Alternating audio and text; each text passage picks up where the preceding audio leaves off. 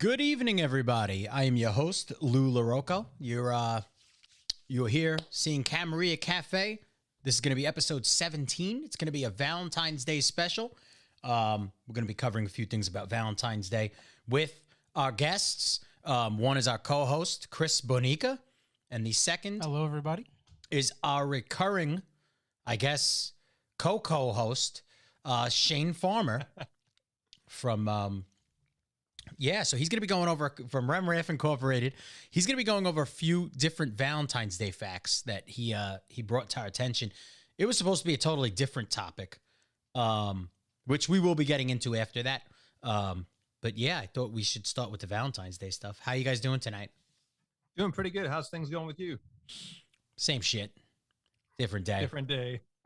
Different news, I guess. Same shit, different toilet. Yep. But today is a holiday. Happy Valentine's Day, As long as you're not guys. from Flushing. Sorry. How's your what? I said we just had to start out with a bad pun. That's all. Yeah. I was trying to just dodge it. I figured like it's like the monster in the closet. If you just pull the cover over your head, it goes away. Like, so, I'm coming out for the bed and you're like, remember when you were a kid and you were always scared about things in your room, but if you covered your head, it was fine. Of course. Like if you didn't see it, safety. it wasn't there. It still works. It still.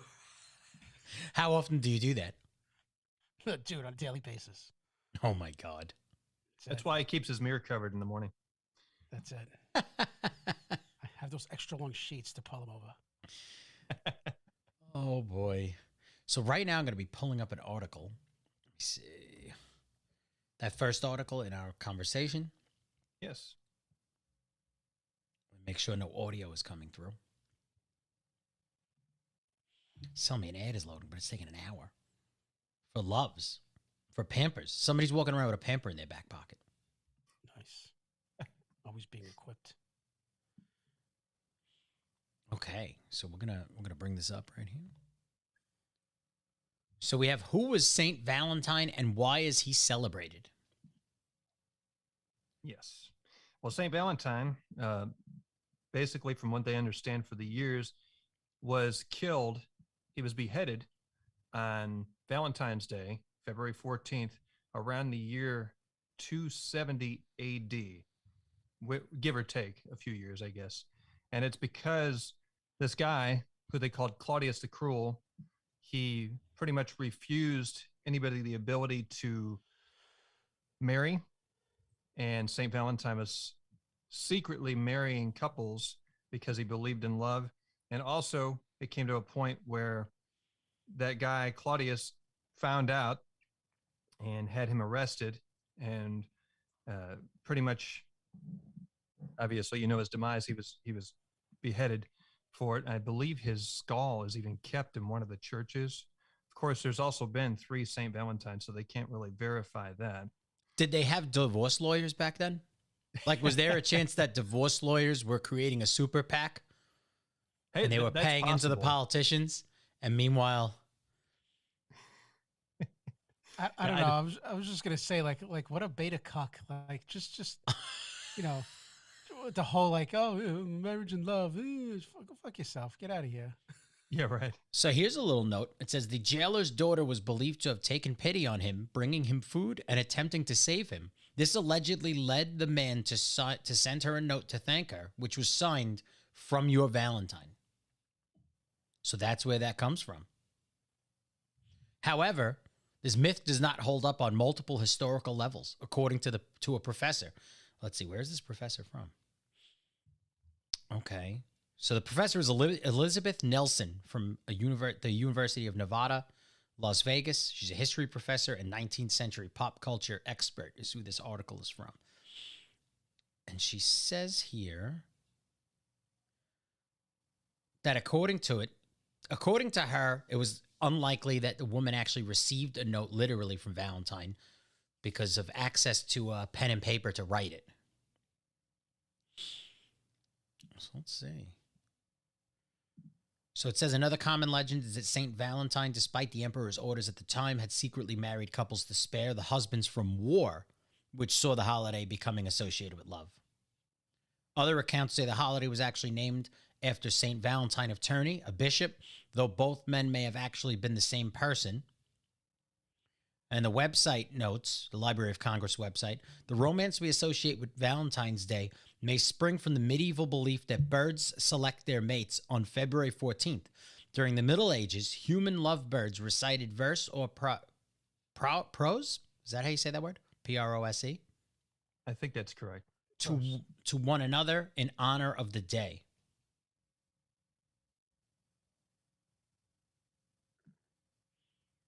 Is there anything? Are there any other myths that you had? There's actually something to go forth with that, and it's actually a darker side. And if you scroll down in our note list to by the gods, okay, and it talks about pagan origins, which I thought that was kind of interesting too. Okay. So right here, it says anti-propaganda. I don't know what context they're using that in. It says It's pretty much between the 13th and the 16th, they would have this pagan Roman holiday. And pretty much what they would do was sacrifice animals, like I believe dogs and goats, and then they would basically go after the women and whip them with the hides of those animals. And they believed it brought fertility. Let me go find Christina. Hold on. Okay, so I'll read this for anyone who wants to hear about it. So it says anti-propaganda. St. Valentine's Day and its pagan origins in the Roman Lupercalia. As an estimated 1 billion cards are exchanged this St. Valentine's Day, spare a thought for the ancient pagan custom that the Catholic Church has tried to hide from you. For St. Valentine's Day is the eve of Lupercalia, the pagan Roman festival of fertility. In fact, love is a lottery. In fact, the 14th of February was the day specially set aside for love lotteries in pagan Rome, a holiday devoted to Juno, queen of the gods, and patroness of marriage. The 14th was also the day in which young girls' names were written on slips of paper and thrown into jars to be picked out by the boys. Chooser and chosen would then be partnered for the duration of the Lupercalia festival. Such arbitrary pairings often resulted in lasting relationships. The Catholic Church later substituted the names of dead saints in place of those of flesh and blood girls to subvert the lusty pagan practice. The Lupercalia proper began on the 15th of February with animal sacrifice and ritual flagellation. After slaughtering a goat and dog in the sacred grotto of the she-wolf who suckled the legendary founders of Rome, the young men would run through the streets whipping women and crops with the flayed hide of a goat to promote fertility. Archaeological evidence suggests that the Lupercalia, far from being restricted to Rome, was practiced in other cities in Italy and Gaul. So, why would you hit the crops? I guess that to like fertile the land as well, right? So, I guess it's based on fertility, but it's Makes sense, especially going into paganism, Greek gods, right. the whole thing we spoke about Orion's belt actually being the penis thing. They were all about fertility. So,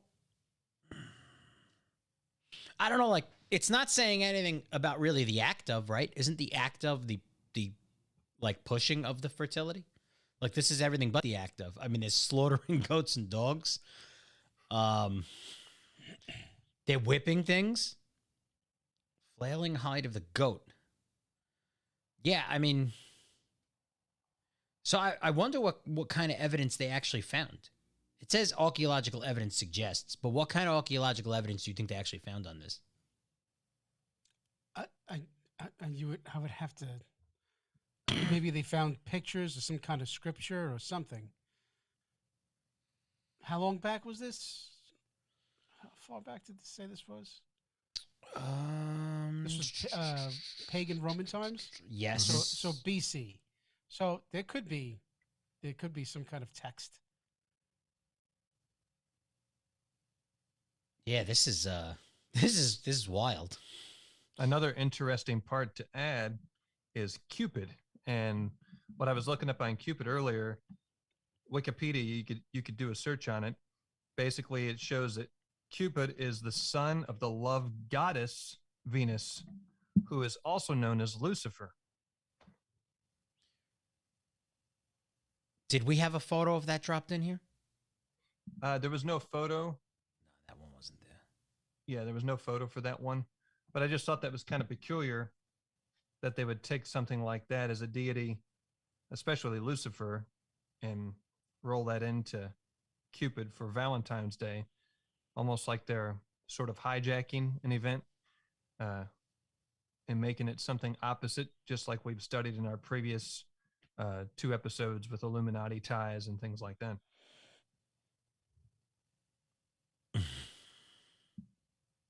So let's see. So you have another, we got another list here, right over by the gods. So we got the 10 strange facts. Do you want to read them off?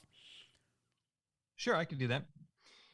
Many believe the X symbol that became synonymous with the kiss in medieval times. People who couldn't write their names would sign it in front of a witness with an X, and then the X was kissed to show their sincerity.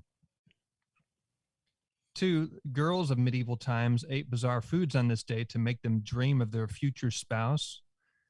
Physicians... Mushrooms. Yeah, right.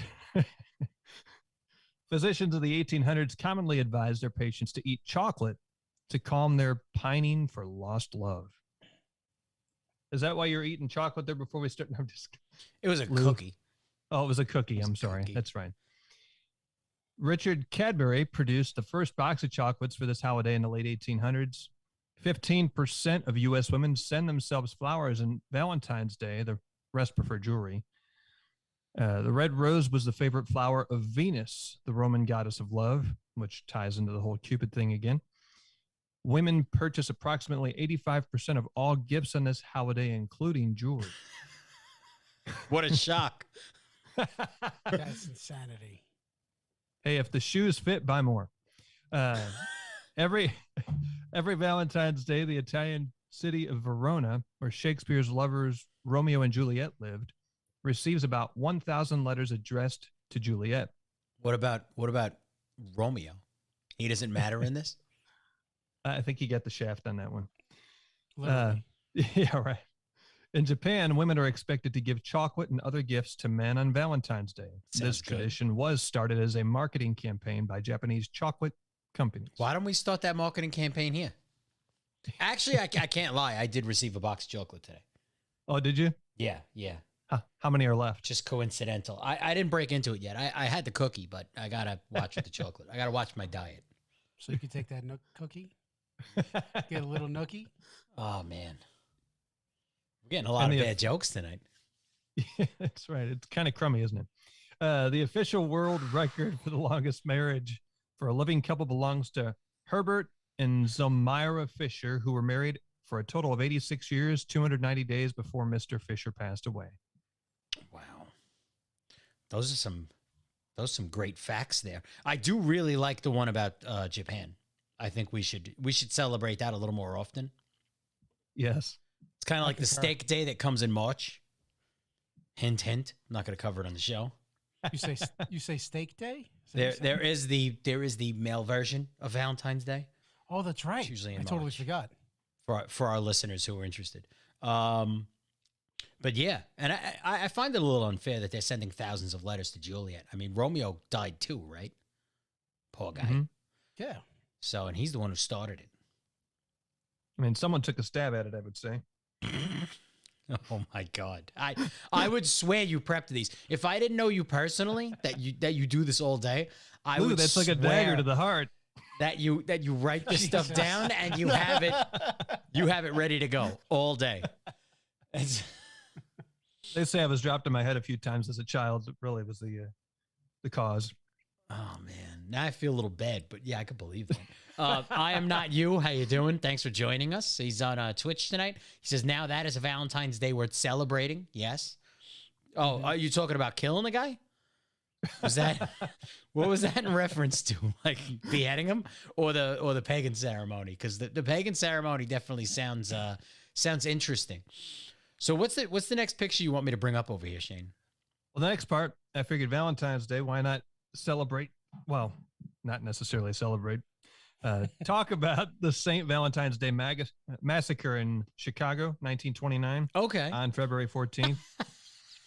And being an Italian yourself, I'm sure you could give some insight yourself on that one. To be honest with you, I actually don't know that much about it. I mean, we got it pulled up right here. I could read over it. I didn't know about it until you actually sent this to me earlier. Yeah, a lot of it tied into prohibition and them setting those laws to prevent the transport or even drinking alcohol. And pretty much there is some say that Al Capone or Al Capone's gang were suspected as being a part, although some other people dispute that. So again, it's speculation, but pretty much it was a bloody massacre in the garage one February morning. And Yeah, they basically turned those guys into Swiss cheese. yes. So It's pretty bad. So very quickly, I am not used as know the whipping of women with hides. Okay. So I'll read this for anyone who's not aware of it. It says the St. Valentine's Day Massacre was the murder of 7 members and associates of Chicago's North Side gang that occurred on St. Valentine's Day, 1929. The men were gathered at a Lincoln Park Chicago garage on the morning of February 14th, 1929. They were lined up against the wall and shot by 4 unknown assailants, 2 dressed as police officers. The incident resulted from the struggle to control organized crime in the city during Prohibition between the Irish Northsiders, headed by George Bugs Moran, and their Italian Chicago outfit rivals led by Al Capone.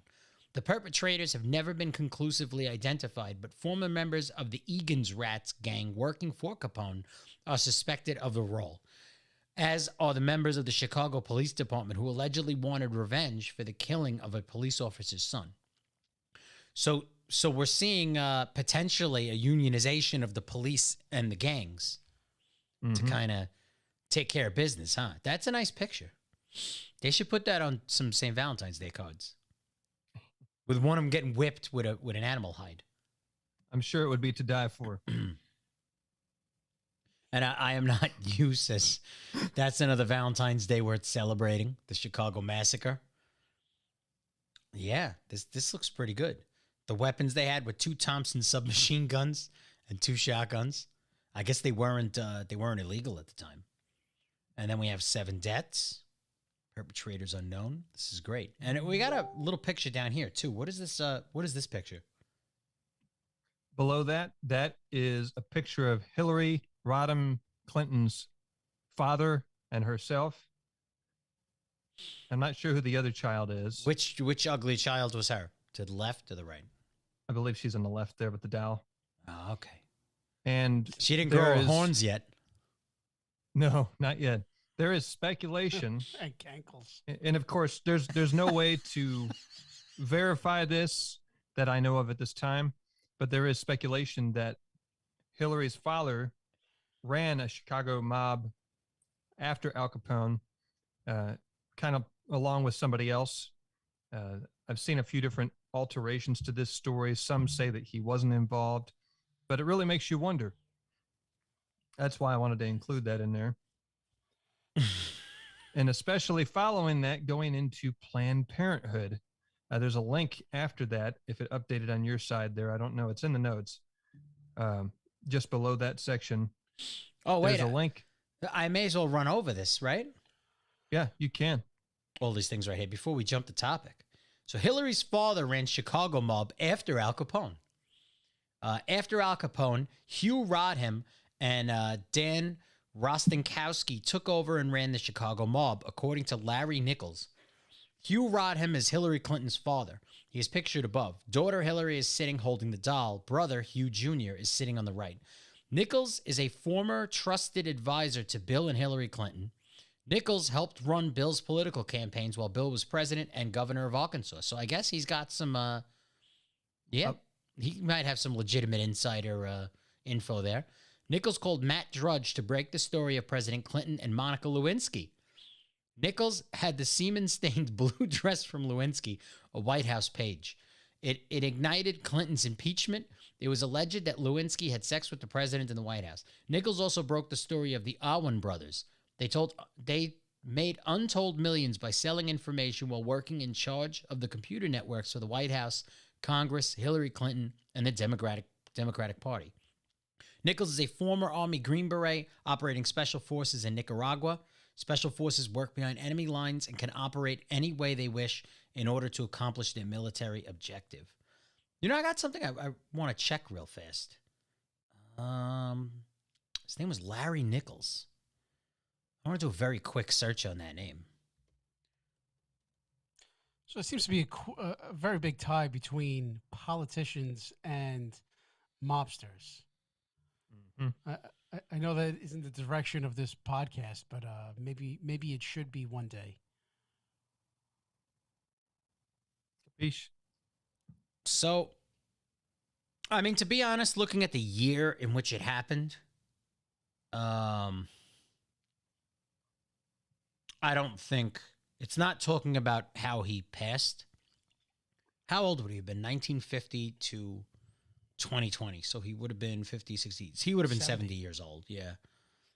I mean, that's considered young these days, right? Although 2020 started the Cove. I mean, 70 is not old when you think about like how long people are living nowadays. It's not saying how he passed away. I was just wondering if he was, you know, maybe he was involved in the body count.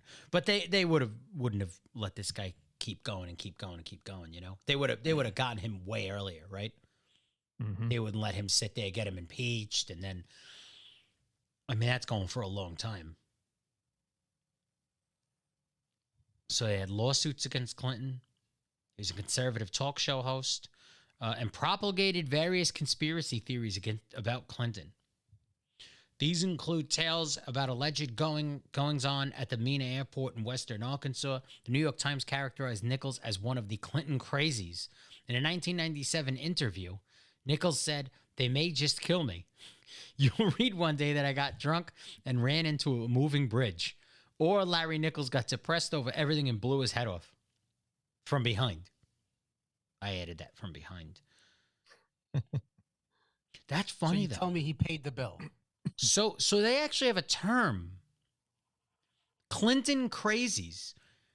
It's a pejorative term in American politics of the 1990s and later that refers to intense criticism of United States President Bill Clinton and his wife Hillary Clinton. The phrase refers to Clinton opponents who, according to Clinton supporters, systematically sought to undermine this president with the goal of bringing down his presidency and running him out of office, and that they have sought non-electoral means to remove him from office. Such intensity of feeling existed throughout the Clinton years, leading commentators to wonder what was the root of it. The term was especially used in reference to people and media outlets that focused on all manner of Clinton scandals and controversy, some of which have substance behind them and some of which did not. In particular, there was a tendency towards the holding of conspiracy theories among these people and outlets. Do they have a term for other presidents on this level? Were other presidents as corrupt as the Clinton gang there? Yeah, like this article sounds quite submissive of some of the things that came up, you know, and why would, I mean, it's even saying that some of them have substance behind them. Why would they constantly have so much stuff around them? They mentioned the airport, which was known for drug trafficking, right? Yeah. Did anybody go down for that? Anybody went down? I don't know. Hillary probably went down a few times, but I'm not talking about that. I don't think. Think she did it for Valentine's Day? I don't know. I mean, it just. I don't want to know. It just seems odd to me. Like they're even acknowledging. Wow, that's becoming a loud sound over there. Yeah, I'm gonna switch this real quick to see if I can just get rid of that sound. If I can mute it on this end. Dun, dun, dun. I can't kill the audio. Oh, there we go. That was a link from Shane. Actually, it was a link from Debbie forwarded to Shane. Thank you, Debbie. So, and we also have, all right, so I Am Not You had made a good point, and he also threw in that Chicago hasn't changed much since then. But he also said Trump derangement syndrome. So, yes, there is another president. But that had to do with Hillary Clinton. Like, do we have the same thing regarding Bush? Do we have the same thing regarding Any of the other presidents on the level of that, on the level of just I the think Clintons. I think the difference is even during the Clinton years, the media was still on his side. They loved him. Yes. So like the derangement syndrome really rooted. I think it rooted because the media was so far against him that people were really freaking out. I mean, most people just they take media as gospel. So So it is quite different. yes. Yeah, the media was always on their side, including her. Like consistently. There Right. was not one thing. They didn't even pick on Benghazi. And I don't know how many different directions someone would actually justify that in. I mean, let's even talk about the newest scandal that's breaking now that no one's covering, right? That there's proof of her spying on Trump. Trump, even while in office, using foreign outlets to do this. There's been evidence. There's also the dossier. But Right. even if you go So- before that, they sold uranium to Russia. They sold uranium to them. Like that's Right, but that should be considered treasonous. Do we trade uranium on what and it level? was weapons grade uranium. It Exactly. wasn't even just like it was weapons grade uranium. Like that's not that's- exactly something that's like something you shouldn't be talking about, or something that's like, oh, maybe we should just kind of look at that real quick. No, that fucking pretty major, especially when you're drumming up fear of that country for fucking 40 years. Right. Constant Russia, Russia, and then Russia. you're drumming up all the fear under the Trump administration. But yet prior to that, while Hillary was Secretary of State, they're selling them uranium and just letting them run amok. So Mhm. So in this article here, Truth in Action, thank you for sending it over, Debbie. It says, Larry Nichols, I was a hitman for Bill and Hillary Clinton. Listen to this, man. He seems to be so calmly admitting everything, either like a psycho bragging or someone who feels the need to clean whatever he can up from his miserable, disgusting existence. This article already sounds a little odd. But anyways, we'll continue. Clinton insider admits to murder for hire, claiming he did it for the money. Larry Nichols, former 10-year accomplice to the Clintons, can now add hitman to his list of dirty deeds. Nichols dropped a bombshell on the Pete Santilli show when he very calmly admitted that he had murdered people on command for Bill and Hillary Clinton. Mr. Nichols has been a voice crying out in the wilderness since he brought to light the sexual brutality of Bill Clinton during his reign as governor in Arkansas. The information would eventually play a key role to Clinton's impeachment in the 90s. Larry says he makes no apologies. They sent me overseas to kill people for them and told me it was for the good of the country. So when they asked me to do it for them in the States, it felt no different.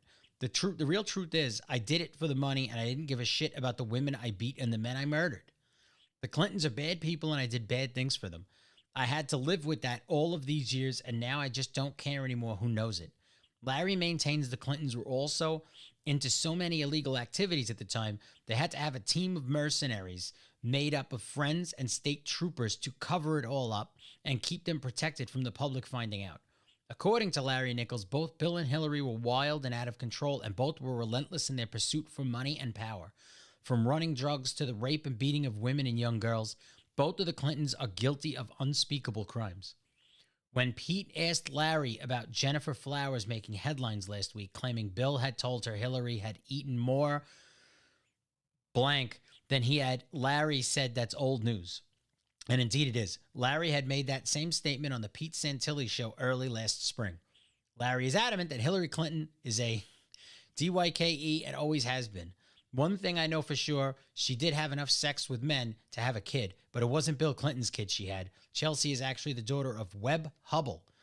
Oh, so that's kind of funny. I'll bring up a picture of him in 2 seconds. Interesting. People, have you ever seen the side-by-sides?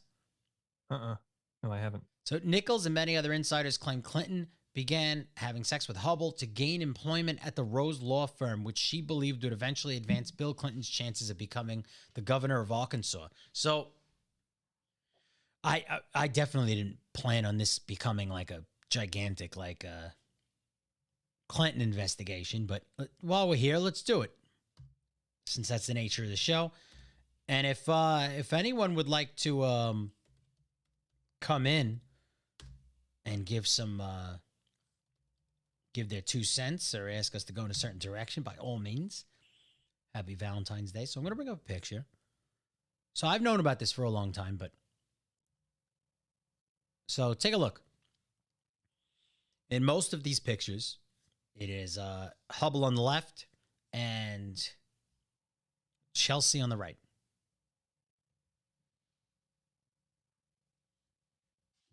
Can make it fill the whole screen. You want me to fill your whole screen? Oh, do I ever? Happy Valentine's Day. Yes. Cocky. I can click on it. I mean, that's a small. This is 800 by 540. See if I can open it. And are there any of her next to Bill? Oop. Let's see. That all right? You see it now? Is it bigger? That's good. I mean, the jawline, Nose, everything. Yeah. the nose, Very interesting. the eyes. That looks exactly. So that's Bill and her. Yeah, there's no relation there.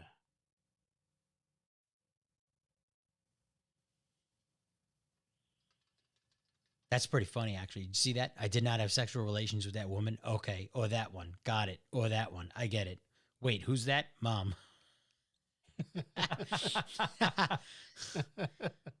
Yeah, look, like any one of these pictures, like look at that face.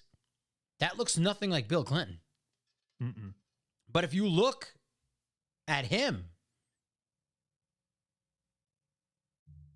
A lot of similarities. that's tremendous amount. Oh, yeah. And they're linked. So for anyone who had never heard about this, his name is Bill Hubble. And there have been theories about that for a very, very long time. She actually looks more like Bill Hubble than she does of Hillary. I mean, she does look like Hillary, but no, that's true. The mouth, the nose, Yeah, the jawline, it's right off of that guy. it's kind of crazy. Well, I mean, when you consider how dirty politics are, Mm-hmm. if all they're chasing is power and money and connections, I mean, this is what they do to get to the top. But it would be funny how she's still attached to Bill, but yet having this guy's kid. God, it really is Game of Thrones. Yeah, well, where do you think they get the themes to these things?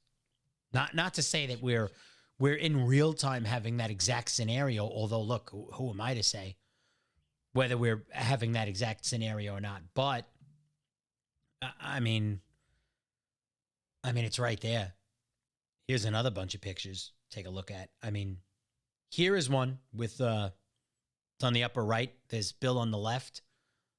There's Chelsea. There's Hubble.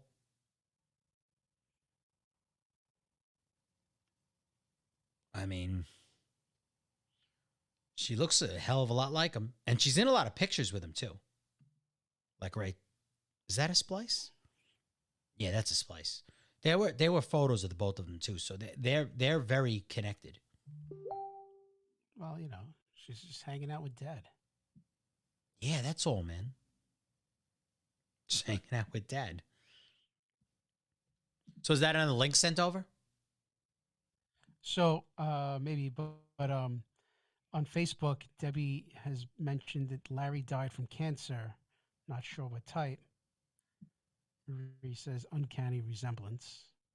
She also says kind of like Chester Bennington and Podesta. I'm sticking the same thing, Marie. Exactly the same thing.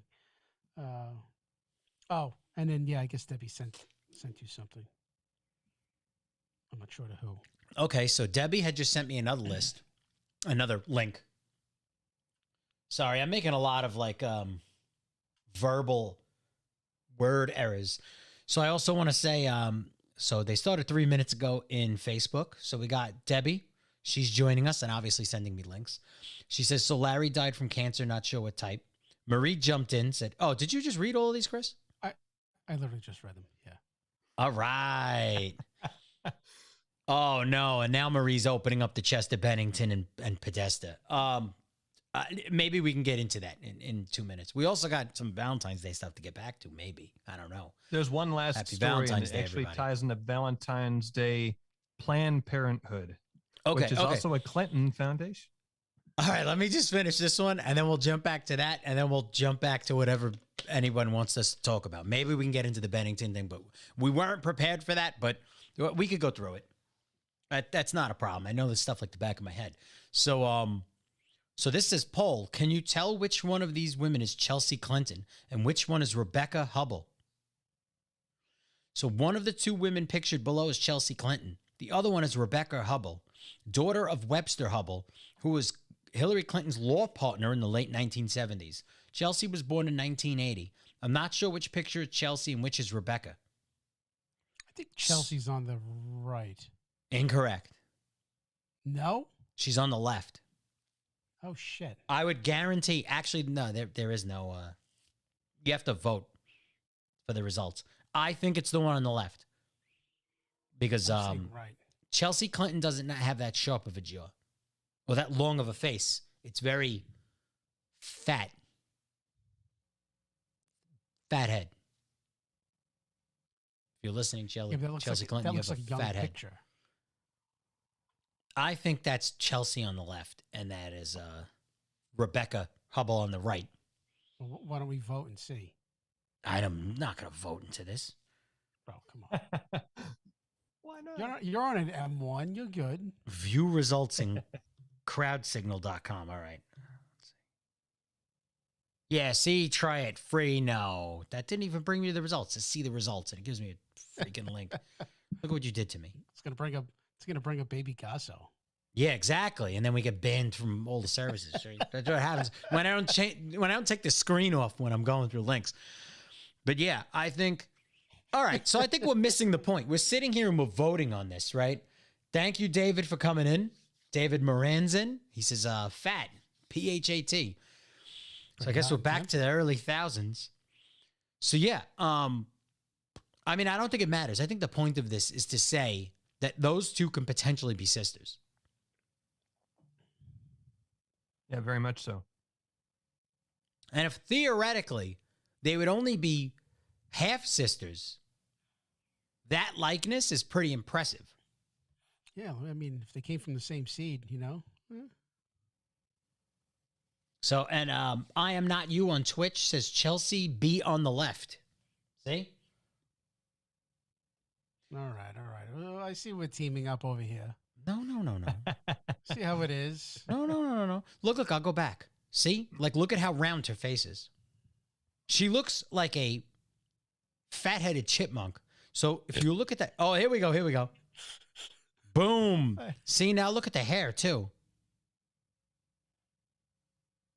See, she had the curlier hair. It's more reddish hair. But if you look at the jawline, which is what makes her look like Hubble,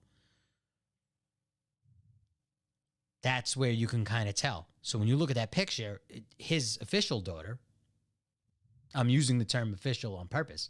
His official daughter is the one on the right. His publicly accepted daughter is the one on the right. How many other ways can we phrase it without stating that the other one isn't his daughter? We'll just call her Joffrey Baratheon, right, for now. So I am not you says, yes, I'm ganging up on Chris. I'm still angry for the Ginzo comment last week.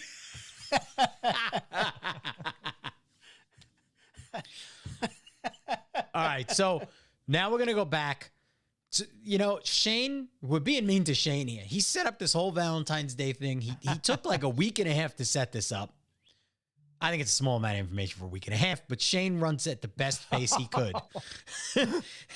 I did it in literally a couple hours today, so that's pretty funny. So we're going to come back here. We're going to pass the Hillary Clinton's father's Al Capone article. And so where are we headed here? Oh, my God. That link just below this. Go up a little bit more. I was hoping it wasn't that. Yeah, just below that. There's a small link in there at the very bottom of the last. There you go. Oh, all right. It's on Planned Parenthood. Hold on. Okay. Bingo. Because I hate clicking on things live. So it says Planned Parenthood, Kinsey, and St. Valentine's Day Sexpectations. I like that. By Rita Diller. Just when you think you have seen the worst Planned Parenthood has to offer, seems I repeat that phrase every year around Valentine's Day. Here's the American Life League. But this year, Planned Parenthood head Cecil Richards had reached out all the way to hell to pull the unthinkable out of her Valentine's box and put it into ours. She sent an abortion Valentine to the world. That's nothing else says love. Richards tweeted a picture of herself holding a placard. Around the border is printed, "What women need for Valentine's Day." In the center of the placard, within a red heart, are the words, "Safe legal abortion." Missing are the pictures of the result of abortion, dead babies. Just what women need in Cecil Rhodes' world, no doubt. This year, forget roses and candy, violate your love's innermost sanctuary, and leave a dead baby at her feet. That's love, apparently, in Cecil's world. So I just want to say, look, I just want to put this out there. I am not against pro-choice, right? I'm not against it. I don't agree with how far we're taking it, but I'm not against it. I just want to clear that up as I'm reading this, because this is kind of funny and hokey pokey. I mean, I definitely think as a society, we're really taking advantage of it, and we're really making the most out of it. But yeah, I don't want people to think that I'm so against it by reading this. So it's a funny. I'm just sorry to cut you off. It's a funny term, pro-choice, right? Because now I do consider myself to be liberal to a degree, and being pro-choice, right? You hear those people, my body, my choice, right? But then when it comes to something like the vaccine, then pro-choice is not in the conversation, right? So is that term just regarding abortion, or does that go for everything that goes into your body? I'm just leaving it out there. Well, I think both topics, it infringing on others is valid in both, right? Because that's the point of like the heartbeat argument. Like, when does the baby's heart start beating? When is the baby an actual organism that can live on its own outside of the parent, right? Because you have the mother's rights, but then when do you have the child's rights? Like, when do the child's rights begin? When is it legitimately an organism, right? So what I don't like about pro-choice are the states that allow you to do it up to 9 months. And some have even fought after the fact, like a week after the fact, you can just decide to get rid of the child. I think that that's pushing it a little bit. Now, to ban it completely when, yes, there is a small percentage of people that, it is a result of things like rape. It is, there are situations where the mother's going to be in danger of losing her own life, and she has other kids to take care of. She has a family. Like, I get it. And I get arguing up to like maybe 4 months, 4.5. Like, I get it. So I'm not for banning it, but I don't like the states where they allow it all the way up to 7 months, 8 months, 9 months. Like, months that we have documented that people have been born and have survived outside of the womb. Right. Like, at that point, like, the child should have some rights. 7 months. And I just, like, I personally have met people that live in major cities that have used abortion like contraception. And I don't think it should be used like that. Like, it is a medical procedure. It is pretty major. It is expensive. You know, at a certain point, it's inhumane. I don't think we should just be falling on it. Now, there are a lot of reasons. There are a lot of speculations why the government would continually push for it, right? I mean, we have a lot of theories as to why they would push it. I know a few right off the top of my head. But I don't know. That's my viewpoint on it. I'm middle of the road. I am not against people making a decision. I just think you should make it sooner than later. At the same time, I don't like killing legitimate babies that are fully matured and ready to go. Like, I think at that point you can claim murder, but that's just me. Right. And you have other options, right? So let's say It's not going to impact your life, right? So you can give birth to a healthy baby, and you will survive. And it's not due to other circumstances. You just had a fun night, right? Whatever. And you don't want the kid, but there are other options. There's adoption. That you can, or financial reasons. Also, you can give it up for adoption. They could live a happy life somewhere else. Well, that's the argument. That's the my body, my choice argument. Is like, all right, it's my body, so who's going to tell me that I have to host this to term when it's a child I don't want? Right, but at a certain point, it does become inhumane. Right, which is why I say if it's early months, fine. Right. I think any time by the fifth month or fifth and a half, 5.5 months, it's kind of too late at that point. Yeah. It's the later it goes, the cringier it kind of gets. Right. So I know a lot of people who are pro-choice. I know a ton of people who are pro-life. I agree with things both of them say. I understand both angles, but and I don't see anything wrong with meeting in the middle. Meeting in the middle can actually be done on more of a mass scale than either extreme. It seems like recently we've been picking more the extreme. Isn't that the problem with which isn't good for politics, is that anybody. no one wants to meet in the middle. Correct. No one ever wants to meet in the middle on anything. And they're both insistent about it, and then they'll argue to you that the other side's too insistent, but they're both insistent. We did have middle of the road for all these years, and it seemed to have worked, right? For the most part. It's better than it is now. Mm-hmm. Yeah. So I don't know. But then again, and I'm not being a hypocrite by saying it. I moved out of the city I was born in and lived 3/4 of my life in. I'm not against people moving to places that fit them better. Like, I moved out of a place because I didn't agree with the way things were going. I didn't agree with things that were being built, the way the culture was going in that area. And I said, you know what? I'm getting out of here. I didn't get in other people's hair and said, you need to change this to make me feel more welcome. No, I found another place in the country that made me feel more welcome, made me feel more the speed that I wanted to live at. And I agreed more with the local policies. And now I live there, and I decided to raise my children here and cultivate in this area. And everybody over there could do what they wish, I guess. I'm not looking to push my policies on them. I would just prefer if they didn't push their policies on me. Let me smile a little brighter in case anybody didn't see my smile. It's a way to be respectable to one another. Yes.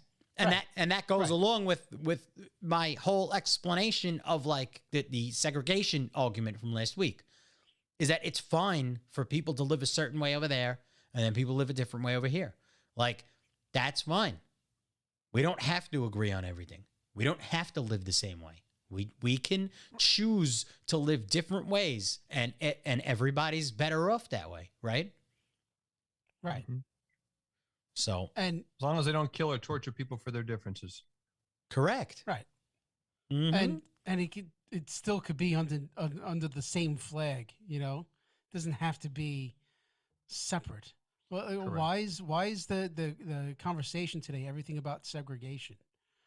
Right? Everyone wants to be like segregated in their own little commune. They're fighting it by forcing you to do what they tell you is right. When we fought against segregation for so many years, and everybody wanted to be one and united, and now it's like, it seems like this generation's fighting against that. Because if you don't believe everything I believe, Chris, you're a fucking horrible person. I guess so. I Am Not You also says this seems to be a theme in politics. Check out Obama's children. So I'm going to check that out in 2 seconds. And then he says, well, the difference is that not getting the vaccine could result in killing grandma. No, it doesn't make a difference, because even if you get the vaccine, you can still be a carrier and still kill grandma. Are you telling me that you're against the poke? You're against the jab, Chris? If I still had a grandma, you would have killed her. No, it's fact now that getting the jab does not stop you from spreading the disease. Did I hear Shane giggling back there? Yes, you did. He would have. There's no way in hell I'm getting the jab. He would have butchered grandma and grandpa with his dirty COVIDs. Yeah, I always believe that a person's health is up to their own individual being and not the responsibility of others to make me healthy. And I am not used as former Governor Cuomo disagrees. You ain't gonna hurt That's his why he's a grandma. former governor.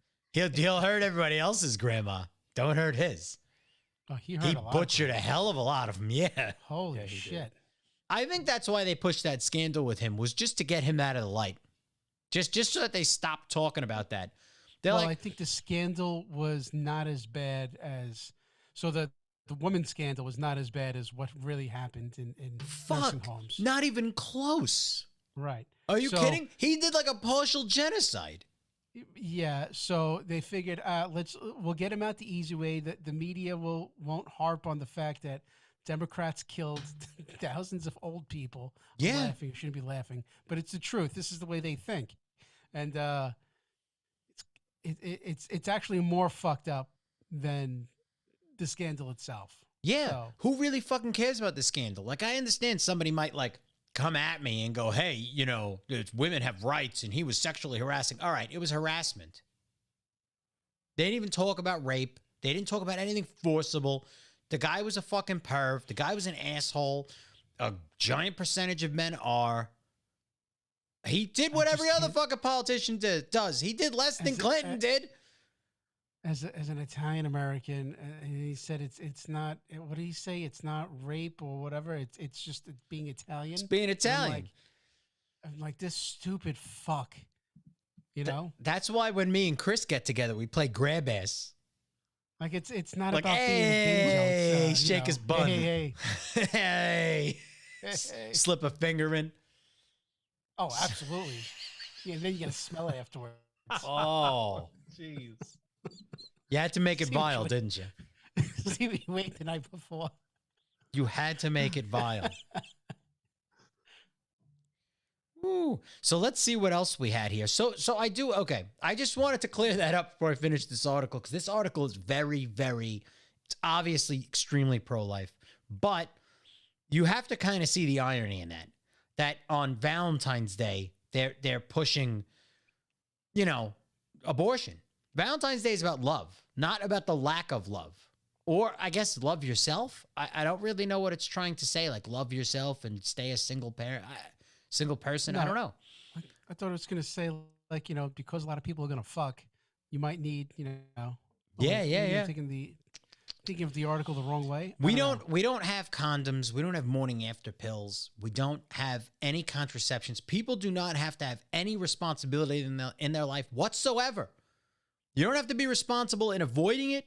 And when it does happen, you just go and fight for the taxpayer to pay for your fucking operation to happen. It's all fun. Zero responsibility. Sorry about that. So while St. Valentine's Day is intended to be a celebration of all that is good and noble about love, Planned Parenthood is on college campuses around the nation at this time every year, turning it into a hedonistic celebration of debauchery, putting on sex fests and orgies, throwing condoms at anyone who will take them, and even those who don't want them, as they celebrate, of all things, National Condom Week. Okay, I get that one. Totally at odds with true love, National Condom Week is one of the many gateways into Planned Parenthood. Planned Parenthood's orgies and condom handouts create a need for Planned Parenthood's fair, birth control, STD treatment, and abortion. Because as Planned Parenthood's vice president of medical affairs advised teens in a 2009 YouTube video, expect to have HPV once you become sexually intimate. All of us get it, she continued. But my best advice for staying healthy is to admit that you are a sexually active individual like most of us, and that you are going to have sex, and that you need to take precautions in order to stay healthy. About 10 years ago, I think Manhattan, or New York City rather, had a big push for condoms. Like you could get MTA condoms, things with like the heart rate on them. Sorry. Oh, like in bars you could get like condoms. There was condoms everywhere. So like, Look at they shouldn't Look be at that this. kind of an issue. They had in 2007 on Valentine's Day, they had a college group encouraged an array of deviancy during its annual sex fair. This is a college. Because the event was decorated with phallic balloons, condom, roses, and what Vox called a vulva wishing tree and adrenochrome. Students were encouraged to proudly mark on a map of the world the locations where they had sex. Now, look, I mean, it's aren't in college. It's colleges legal. really just like one big orgy, anyways? I mean, Why instigate something you already know is going to happen? You know what I mean? Like you already know this is going to happen on its own, and you can just say, "Hey, we have some contraception here. We'll pass it out," right? You don't have to like celebrate it like that. It sounds like a pagan ceremony. No? oh, I mean, yeah, very much so. So I don't know. It's a little again, you're okay. So it's a mechanism by which humans procreate and save the species. They keep the species going, right? You don't need to inform people of this to get them to do it. By informing them and to get them to know that it's tremendously accepted, what you're doing is you're overpopulating. And this is coming from the same side of people, the same side of ideology that tells you that we're already overpopulated. So what do we need? Adrenochrome. What do you need? Like, why don't that was exactly my angle with that, was the adrenochrome. I mean, yeah, I mean, I am not used as Chris is on the right track. The message is in recognition that there will be a lot of promiscuous porking tonight, and that will result in unwanted pregnancies.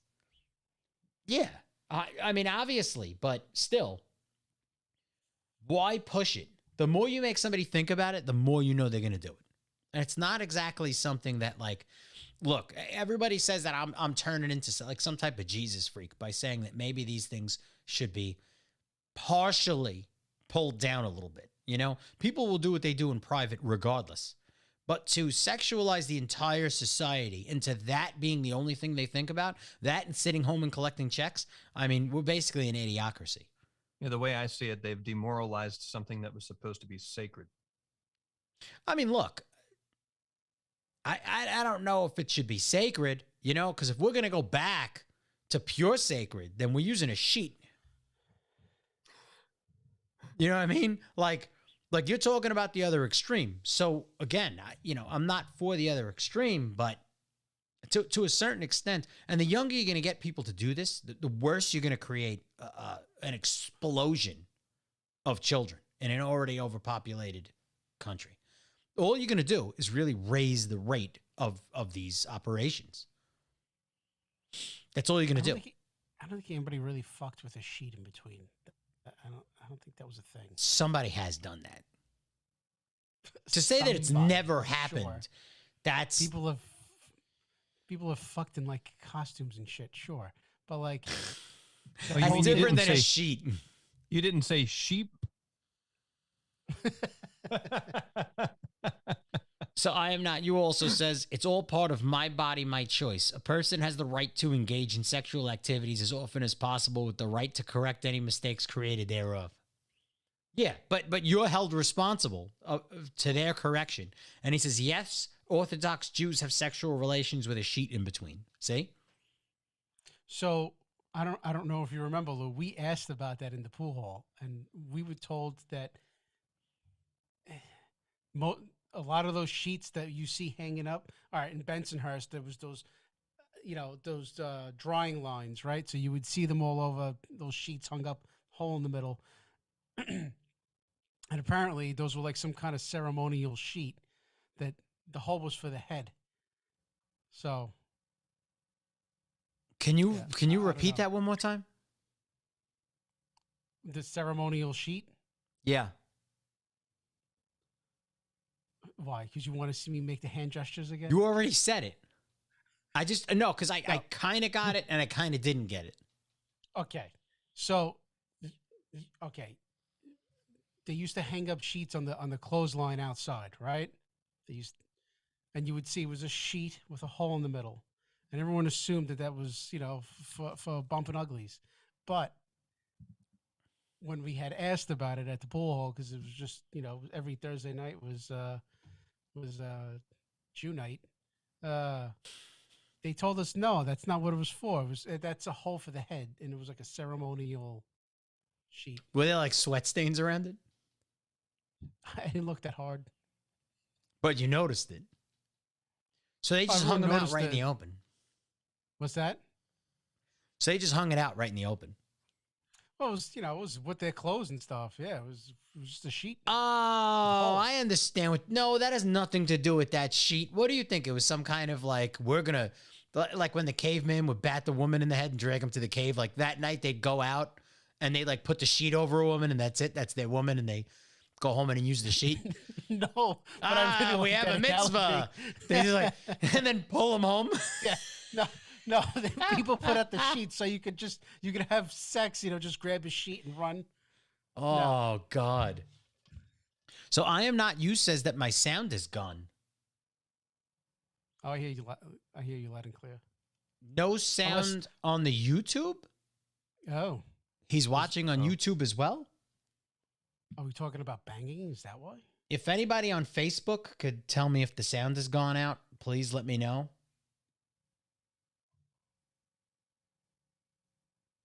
That's a little weird. If you can hear me, let me know if there's sound on Twitch. Yeah, I would imagine something we said pushed it. Who said they hear us? Debbie on Facebook. Fochbook. Okay, so he said Twitch constantly buffers, so I watch on the YouTube and I had comments on Twitch. I'd say ask him if he hears us on Twitch.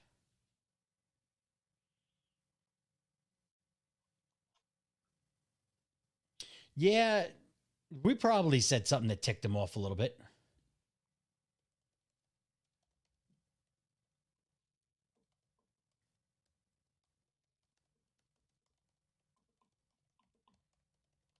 All right, so it looks like we're running. Hopefully we'll come back. We're still up on Facebook. Okay, so that's funny. I just messaged an old friend, James. He's on YouTube right now. What's going on, James Castatelli? He said, I'm on YouTube. I got sound, unfortunately. So James is with us. Thank you for joining us tonight. So, James, you weigh in on this. What did the Jewish community do with the sheet? What did they do with the sheet? How did they conduct the intercourse? And now I am not you says now I can't see or hear you. Twitch is stuck on YouTube is mute. Everybody else is hearing us. It seems to be working everywhere else. So I could say Ginzo without him getting upset. So I'm just letting him know to refresh the browser. Maybe that's the only problem. Then again, we usually say things that upset some people occasionally, so we tend to get things muted. So he says they cut holes out for eyes and went around as ghosts. Who said that, Castatelli? Yes.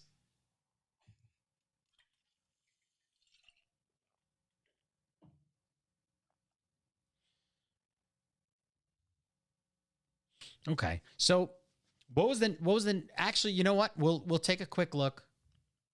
Let me pull this back for a second. So we got the mention of Obama's children. I don't know what that is. Have you guys heard about that? I haven't heard about that. Oh, you mean Barack and Michael's children? Ah. She's a man. I was trying to think. There's been quite a few who had commented saying that. I think even was it Joan Rivers or yes, saying everybody knows. Yeah, if anybody could send me a link, we'll go over that. We did no research on that. I just did a really quick YouTube search on that, and nothing came up that quick. Some of this stuff is harder to find than others. So if you have a link you want me to go over, send it over Facebook, send it over YouTube or wherever. I'll screen it real quick, just as a warning. And then we'll then we'll go over the information. But yes, I think Chelsea Clinton looks just like Webb Hubble. Much less like Bill Clinton. Yeah, there's another picture here. I mean, it's tiny. I'd have to zoom into it, but once you look at it zoomed, I mean, here, I'm gonna bring it to screen. I added a link at the very bottom of the notes for tonight. Okay. I don't know if you want to look at that real quick. If you want to bring that up. I don't know Yeah. Once we're done with this, still, I can go take a look at it real quick. So yeah, that is a younger photo. That is unreal. She does kind of look like Bill in that picture. Way more like Hubble. Hubble, however you pronounce it. But she does a little look like Bill, right? Oh, boy. Sorry, I'm reading this article. You just noticed the picture? No. I was reading the article I sent you. Look at the picture. I don't know. The picture with Hubble and her looks so much more Than her and Clinton. Yeah. Yeah. She still looks kind of like more like Bill in that than the others. The nose, kinda. Cassatelli says she looks like a Norman Rockwell painting. Oh, shit. And I am not used to sound appears to be back. So it looks like we're back in business. Yeah, I mean, that's a striking resemblance for a family friend that, yeah, I don't know. I mean, to bring up, Marie had brought up the Podesta and Bennington comparison, and that's, I mean, now they're not father and son. I guess this is a good thing for Valentine's Day, right? I mean, we're talking about couples, we're talking about children, we're talking about love, right? So I guess we'll bring it up. I mean, this is what happens on Valentine's Day, Planned Parenthood comes. What happens? They tell you what to do. They tell you when you can make an appointment in case of a mistake. And then, boom, everybody just starts, drilling in there. Fire your bow and quiver, and then you got kids. Yeah, I mean, so we're going to take a quick look at Chester and John Podesta. This goes into a topic that we covered. I believe it was episode 4 or 5 of Camarilla Cafe, and we kind of danced around the topic because we didn't want to get thrown off. I just say that this has to do with a very big topic that starts with pizza, and then it ends with the word gate. I think the fact that it was broken up, we won't get hit with the algorithm. It's Italian pie fence. Do your own research. We could go over it again on a future episode, but we just have to find a way to kind of talk around the algorithms. But here's a clear picture. Look at that. I can make it bigger. I figured it out a little late. Okay. So there's one of Chester Bennington and John Podesta. So John Podesta was a long, long friend of Bennington's family. They even have photos of Bennington's mother with Podesta. Now, Chester Bennington grew up with a stepfather, from what I understand, that also looked nothing like him, nothing close to Podesta. But there were stories that Bennington was being molested by a childhood friend, by a childhood family friend. Not another kid his age. An uncle. He's passed, so we're not going to find out anything. Nothing he can spill that we don't know already. But there were links between the two. And if you look at photos, they look remarkably similar.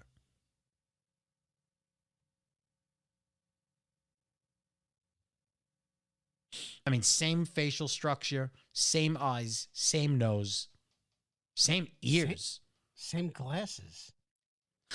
Well, I don't know if they were born with the glasses. But yes, I mean, when you style glasses, right, you're basing it off of the dimensions of your face. And, they style it that go along with what you would wear. And yes, they got the same glasses because they practically have the same fucking soul vessel.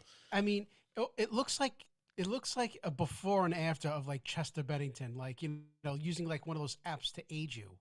That's what it looks like. Yes. It's uncanny. Mm-hmm. So we did receive another article while we're on this. Thank you, Debbie. I had just noticed that. And let's go back to this window for a moment. And I'm going to bring up what she sent. So here we're going to get into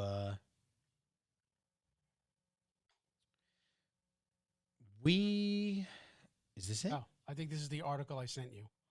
Sasha and Mally as real parents. Common Sensation.net. Is that it? I can take a look real quick. So you put it all the way at the bottom? Yes. Same article. Mm-hmm. Yeah, that's the same one Chris sent me. So here, so they're talking about Malia and Sasha Obama were loaned by their real parents so America would accept the first fake family, or accept the fake first family. I know this briefly made the rounds last year, but I'm not sure everyone saw it, and I have been meaning to post a blog about it and just get it down in black and white for safekeeping, and also so the facts are preserved. I don't want anyone to forget how cheated and lied we were by this last presidential puppet they installed. I mean, they took it to a whole new level with the creation of Barry Soetoro. I feel like we are constantly inundated with so much info that sometimes important details that should be preserved are swept away with the tide and forgotten about, never to return. So here it is. I saw a video that Fisher of Men did on this titled, I Found Malia and Sasha's Real Parents. So just to note, here's the one who originally made this connection. After he had made that video, he was visited by the Secret Service and is now in prison on trumped up charges. They say he is a domestic terrorist, but we all know that simply means he's a threat to them.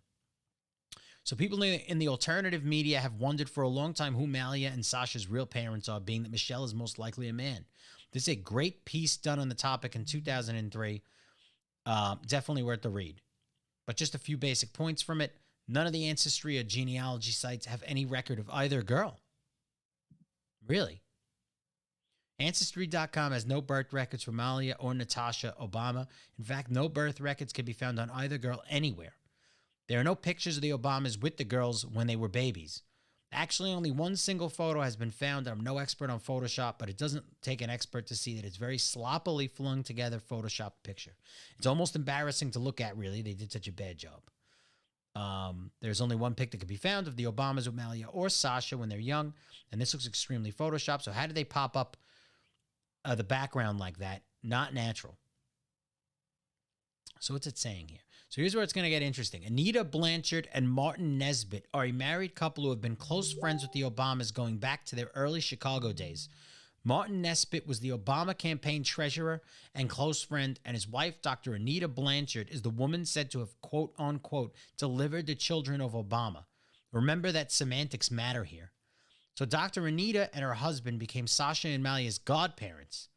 They are both very tight with Valerie Jarrett and crew going back to Obama's beginning in Chicago. So last year, the YouTuber Fisher of Men looked this couple up after seeing a 2008 New York Times article which referenced them, and he made a very interesting discovery. In this video, when he put the following picture up on the screen, the picture straight below, my jaw dropped because the resemblance is so shocking. Let's see, where is it? It's not here. Yeah, I'm trying to get it to show up and it won't show up. Reload image. Nope.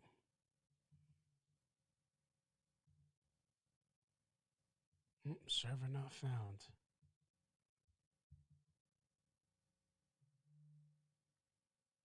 Did you do a search just for like Martin Nesbitt? If you do two separate searches, you could find the both of them.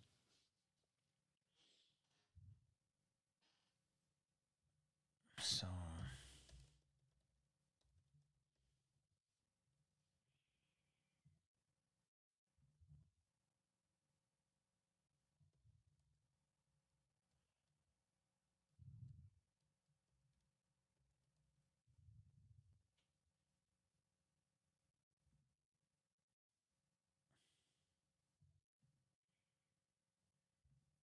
oi. Okay, so I did a quick search of Martin Nesbitt.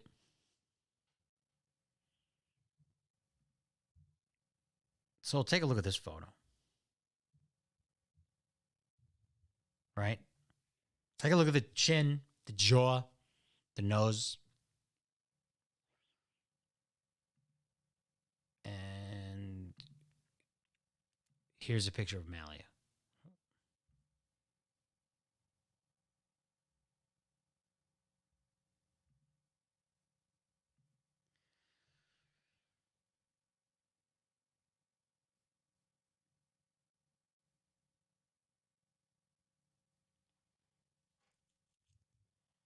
So Marie Viola also said, it is Chester from the other universe with a laughing emoji.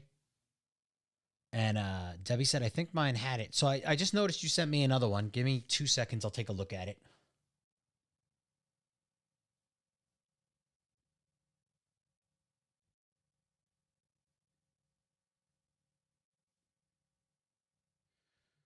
So yeah.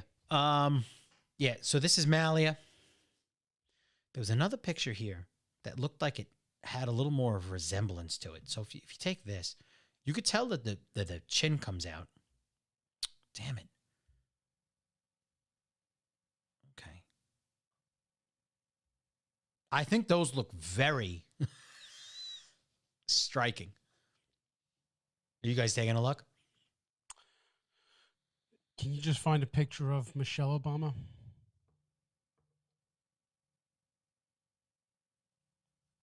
Yeah, I could look up Michelle.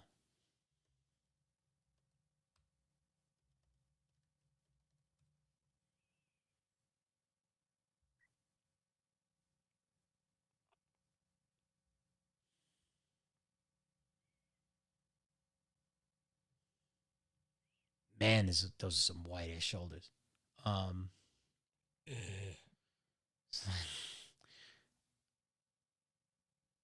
And that is Malia. They do look alike. They do. I'm not gonna lie.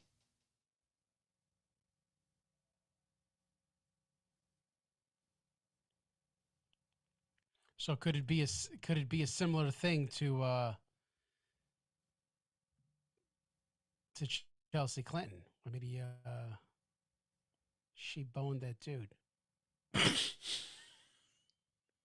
Well, I think anyone who's born, it comes down to someone boned that dude. That's such an ambiguous way that you said that. Listen, it's like midnight for me. I forgot his name already. Oh wow, yeah. And Marie also said that dude is built, and then wrote maybe Michelle is her father. LOL. Oh, Well, maybe that's what it is.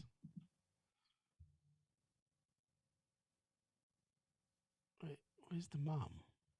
I don't see what the mom looks like. Okay. I keep comparing her to the dad. So thank you, Debbie, for this article. It says, so who is Michael LaVaughn Robinson? It says here, prior to his sex change operation, that was the name of the person now known as Michelle Obama. It says, finally conclusive proof, Michelle Obama really is Big Mike. Bombshell photo surfaces of a young Barack Obama with Big Mike.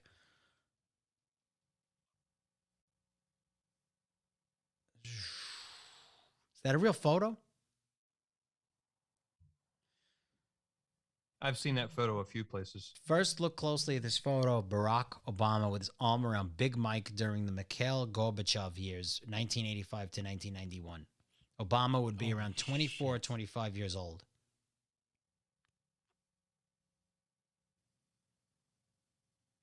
So, okay. So it has been brought to our attention that this photo has been altered. It looks suspicious. I mean, look, that looks like a great Photoshop. Yes and no. What would you say is the part that's altered on it? I mean, that's a wide jaw structure. I mean,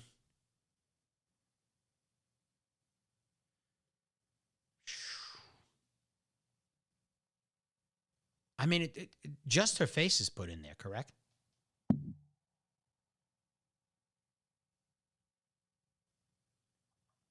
So, and then it says here, now take a closer look at Big Mike below, posing as Michelle Obama, author of Becoming a Woman in 2013. Official portrait of First Lady Michelle Obama in the green room of the White House, February 12th, 2013.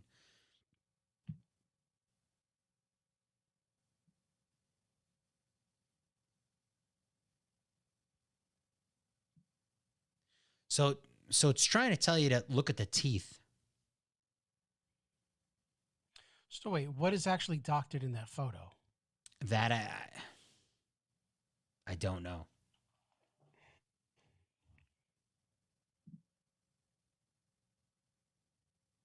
That's hard to tell. That's really hard to tell because that's her face, but it seems to be a man's jawline and forehead. And I am not you says the photo is fake. And James says Michelle Obama and Wendy Williams are the same guy.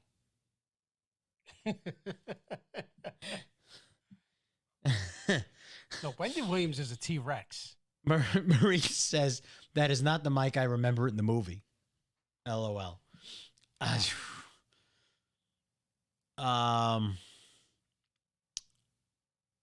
Let's see. So for those who cannot view clearly those two concerning contiguous teeth, please observe the obvious overlap in the following photo. Also notice that the canine tooth on the right side is significantly pointing inward, just as it is in the photograph of Big Mike at the top of this post. So I think it's talking about that tooth.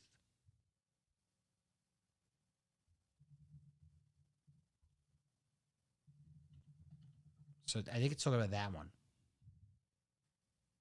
Now let's go back up.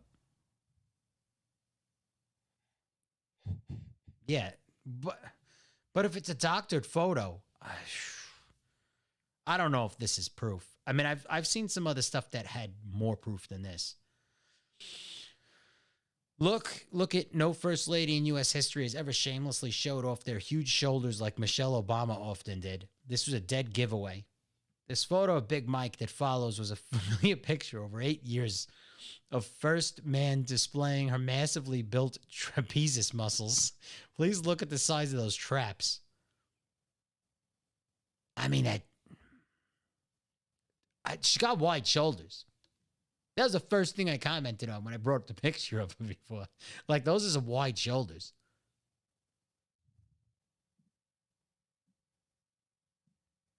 And then, I mean, she could just have a lot of testosterone. I mean, still be. That's not going to change your skeletal structure. Even female MMA fighters don't necessarily, they look like larger women. They don't have guy shoulders. But it's a big difference. And Marie says, yeah, like his junk wiggling around while he was dancing on Ellen.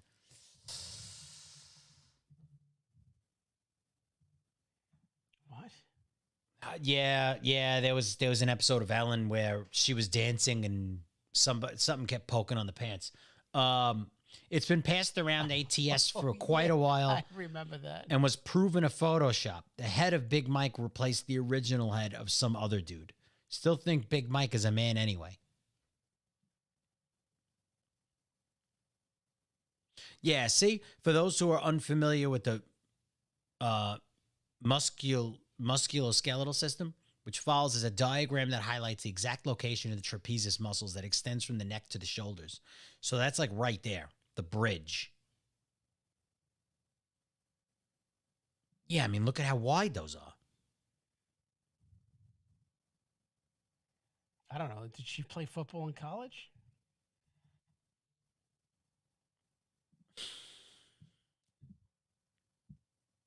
You know, maybe she was into weightlifting. There was another article by the BBC News that said Michelle Obama revealed that her daughters were conceived by in vitro fertilization. Really? That was as of November 9th, 2018. Repeat that one more time. Yeah, basically, Michelle Obama revealed her daughters were conceived by IVF by the BBC. Really?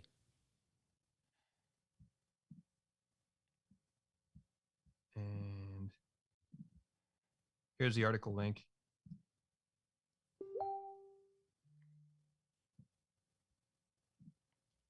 Here's another photo. Supposedly, it could be a Photoshop. That does look like a big mic.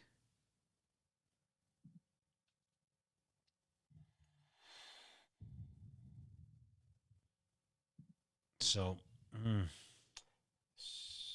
So I saw that photo as well, but it looked different. oh, that's what I'm saying. Look, there's a lot of fuckery on the web. So how did you send it? Did you put it in the? I put it in Messenger on that one. Did you? I didn't get anything. In the There it is. group. There one. it is.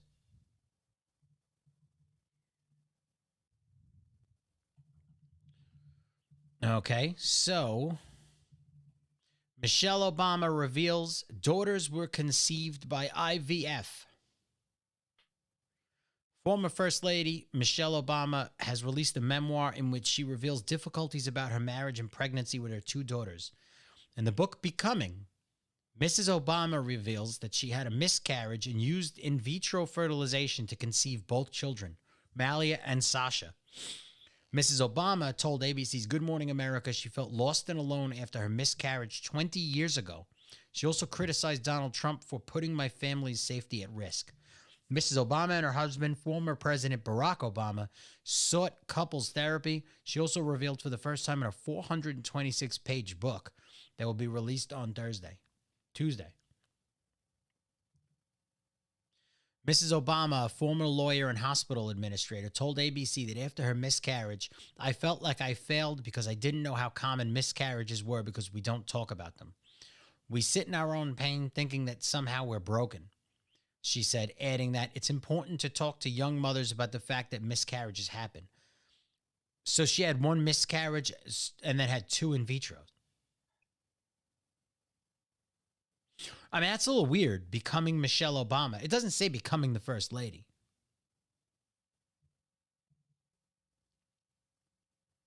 Not to say that there's definitely something behind that, but... And I Am Not You says, there are females with big shoulders. It's not common, but they do exist. I don't know how many, even the UFC fighters don't have traps like that. And James Cassatelli says, didn't the mayor of LA just get in trouble for taking a pic with Michelle Obama while not wearing a mask? Yes, they all do. I mean, we can go through that too. They're all doing it. Stacey Abrams, the same thing. I'm just gonna chalk it up to her just being an unattractive woman. Who, Obama? Yeah. I don't know. It's really tough. We watched that entire video that time when you were here in Nashville, and you have to admit that had some compelling information. Yeah, but I mean, again, you don't know if some of those images are doctored, you know. See, she said that when she was around 34 years old, she realized that the biological clock is real and that egg production is limited. Yeah. So then you just in vitro two children? I mean, I know somebody recently who had kids and they had a lot of trouble.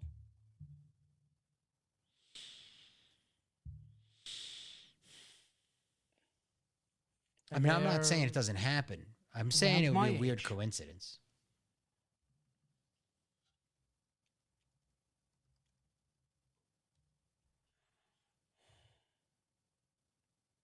Technically, I believe a guy can also have a baby. Well, there's a new, very woke Apple. They have a new pregnant man emoji. It kind of just looks like a guy with a beer gun.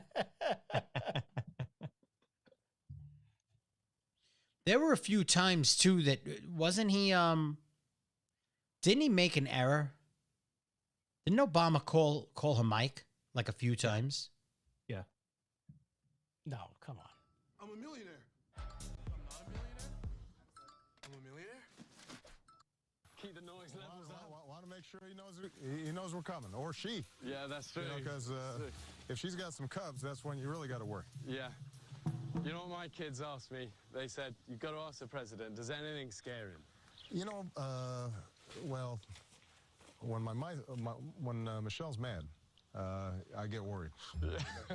There's a certain look that she can give me that tells me. That's your survival instinct. Tell me, but you know, I don't have a lot of phobias as a general rule. I mean, I'm not, you know, obviously as big of a thrill seeker as you are, but I have a few phobias. Most of the time I'm game. You know what my kids asked me? They said, you've got to ask the president, does anything scare him? You know, well, when when Michelle's mad. You know what my kids asked me? They said, you've got to ask the president, does anything scare him? You know, well, when when Michelle's mad. Yeah, I mean, he said it. It just sounded like he fumbled his words. It sounded like he was going to say my wife, but then he fumbled, and it sounded like my. I don't know. I fumble my words all the time. Okay, so we know that. All right, so that's a real photo. Right there. That was the real photo. That's the real. Yeah, that's the one I was looking at. That looks a lot more like him. The hair is different from the other photo. She's got earrings on. The other photo's pretty doctored. Yeah, the other photo is literally a man's head. A big Yes. dude's head. Like it was obvious. The jawline was way wider. So that's the real photo because that's ABC News. But then again, that could be fucking fake too. Who knows? So then got Marie says, remember that article? The headline read, "Pregnant Man Proves Love is Possible." Yes, I do remember that. And she was a he and he was a she and he was pregnant. Yes. And then Debbie says, you don't fumble like that. Okay, so yeah, so they tried to prove that a trans family, I guess, that could be real and they could have children. So the female became a guy and the guy became a female. So they had heterosexual intercourse and the biological female got pregnant, but the biological female was a guy. So they proved that a dad can be pregnant. I don't know, no comment. Well, let's see. If you take a carrot and staple it onto a horse, it could be called a unicorn. So, so I am not you says, check out Jade Cargill. Obama has slipped a few times and called him her Mike. See, it did happen. And then he also says Lou fumbles at least 24 words every episode. Why don't you go fumble yourself? Well, it's because Lou's a female, so. Let's check out some Jay Cargill, I guess. I don't know. Who's this? Let's go down this rabbit hole. I guess we'll save what we had this week for next week. Yeah, because I don't think that's happening. Unless you want to just keep going tonight and then just go straight into work tomorrow. We could just keep diving down the rabbit hole or whatever. Okay, so he's trying to make a point to the traps. Okay, here's Jay Cargill. Yeah, but she looks like a weightlifter. It's still not the same. It's not the same. I mean, I don't know much about the Obamas. Was like Michelle into lifting weights? It's not the same shoulders. Hold on.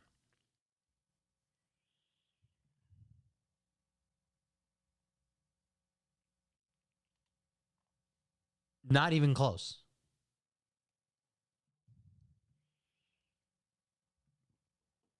Okay. So look at those shoulders. Right? Get a good look at those. I can't zoom any further than that. Maybe I can find another picture. And then look at that. It's not the same. It doesn't matter. Doesn't matter how much the other one lifts weights. It's biologically a different skeleton. Here, I'll pick one where she's flexing. Look. I feel like it gets larger and then it gets smaller for some reason. All right, so take a look at that. Take a look at how her neck, the muscle connects to the neck and angles into the shoulders. And look at this. Do I not have a point here? No, I get it. Look at the size I of get that it. connection. It looks like she just won the Super Bowl. I get it. But like, So even if you get a female weightlifter, it doesn't, the skeletal structure is different. That area is different. And now if you look at this picture where she's tilted down, now you're seeing a different angle on it. But still, look at that. It goes all the way from the neck to the shoulder.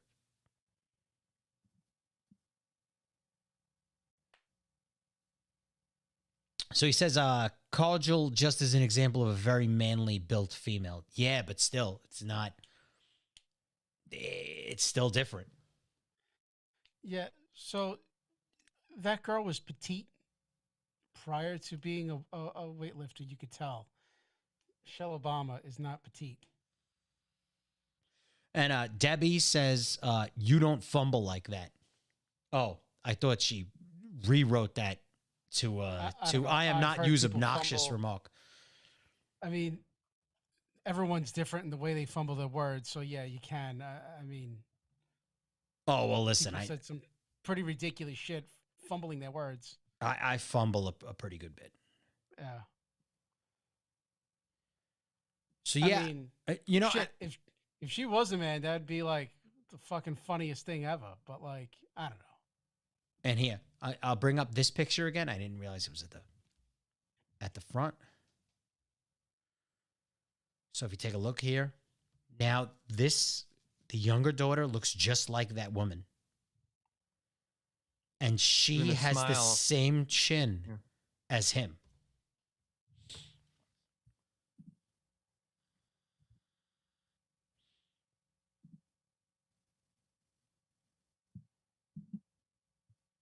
Not as a president. Should we talk about George W. Bush fumbling words all the time? Yeah, well, that was a joke on the country.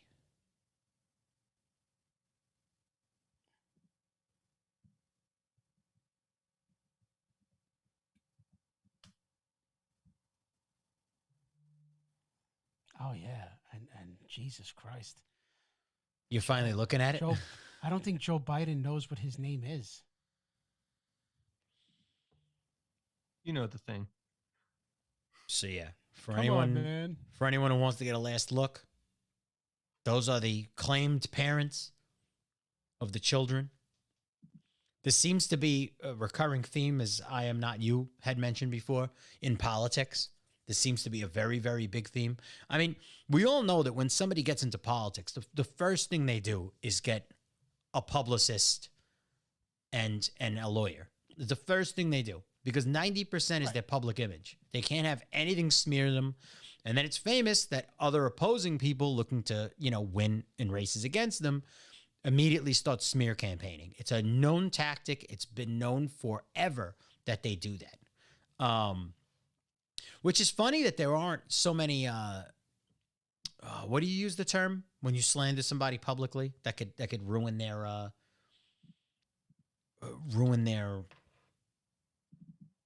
what is it called?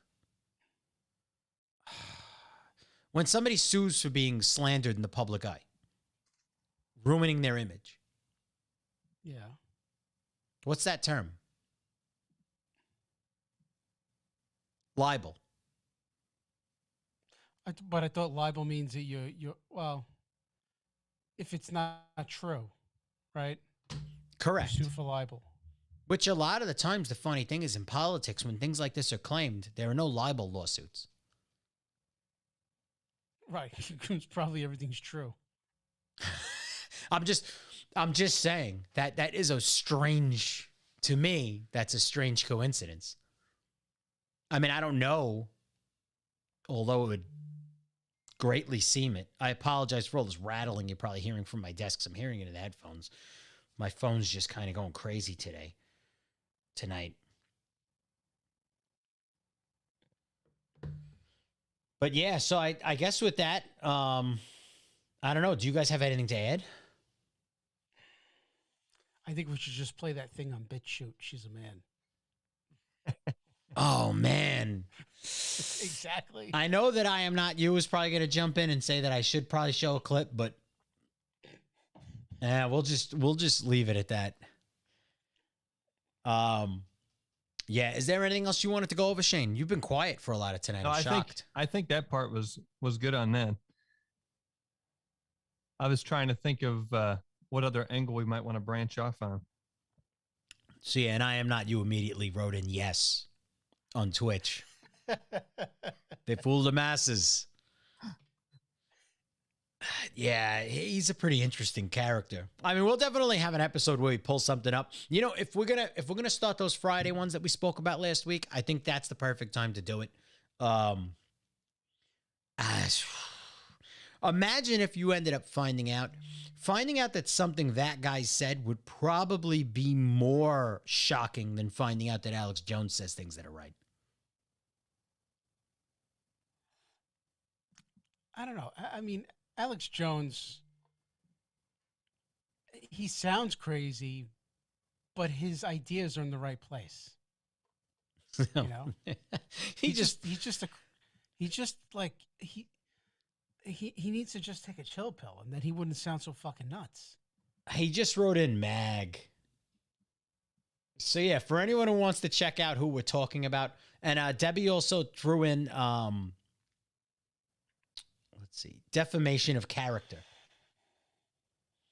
So yeah, it's defamation of character, it's libel.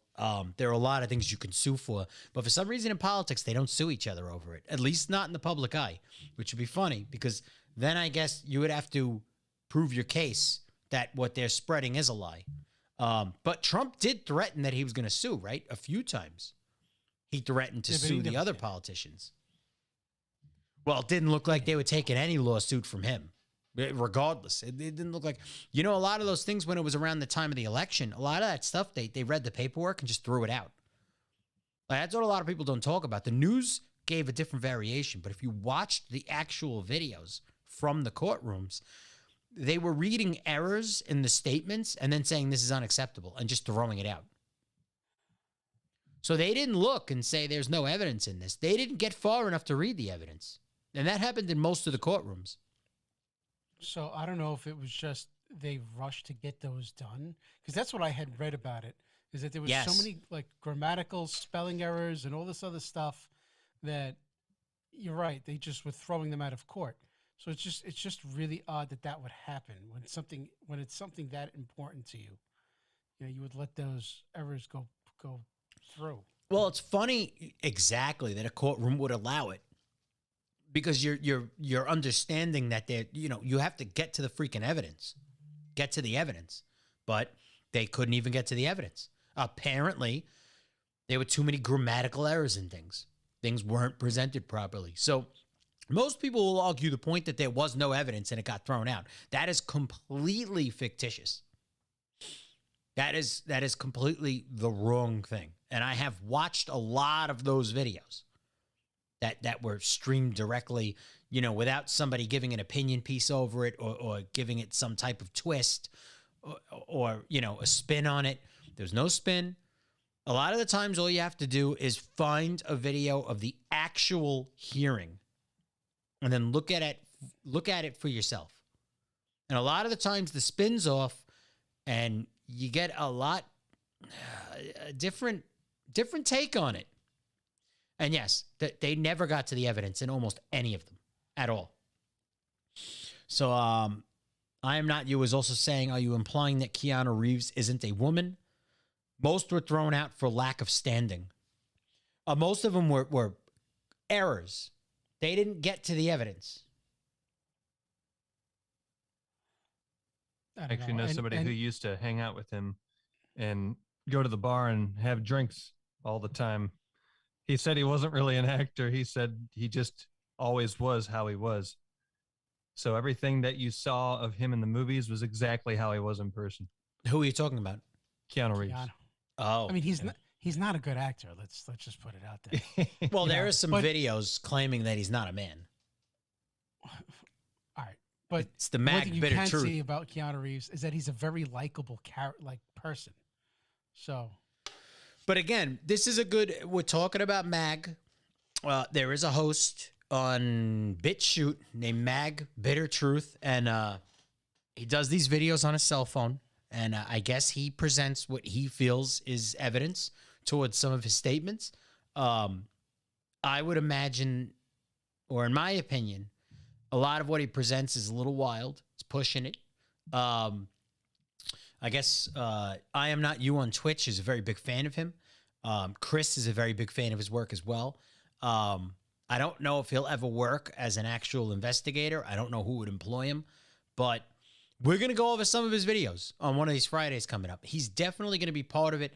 We'll definitely go on BitChute and take a look at what BitChute has to offer. Rumble has some gold as well. I don't know if you two run around BitChute or Rumble much. not really. No, not usually. And I mean, I've been on Reddit before, but not BitChute. Yeah, I just want to put it out there that I don't have bowling the next 2 Fridays. So if you want to do something, let me know. We could start earlier.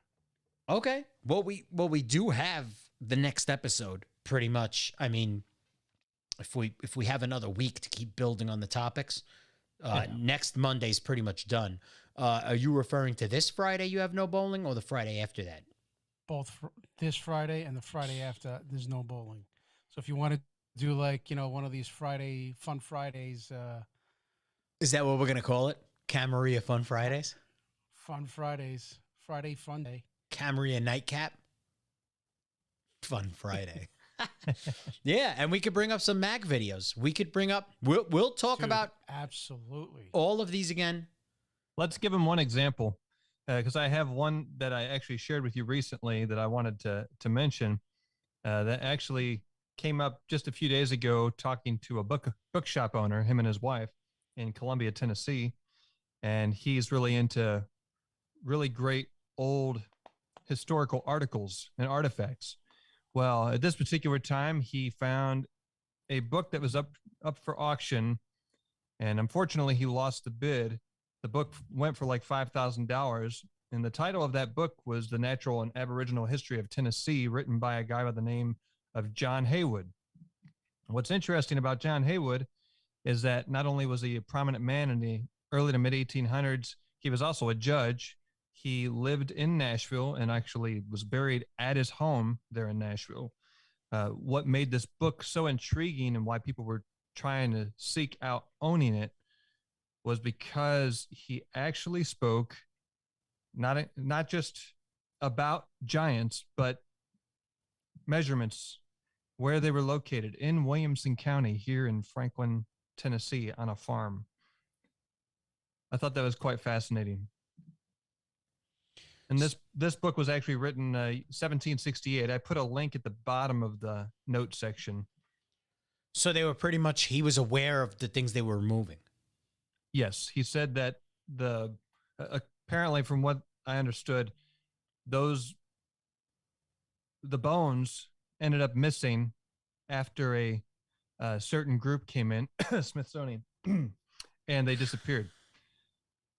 Sorry, I got choked up there. Well, there are so many stories of that happening, and we actually have.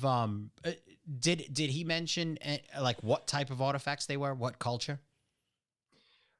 There is some information saying that it goes back to even data that some tribes had as well, from the local Indian tribes that habitated here in the Nashville area before the white settlers moved in.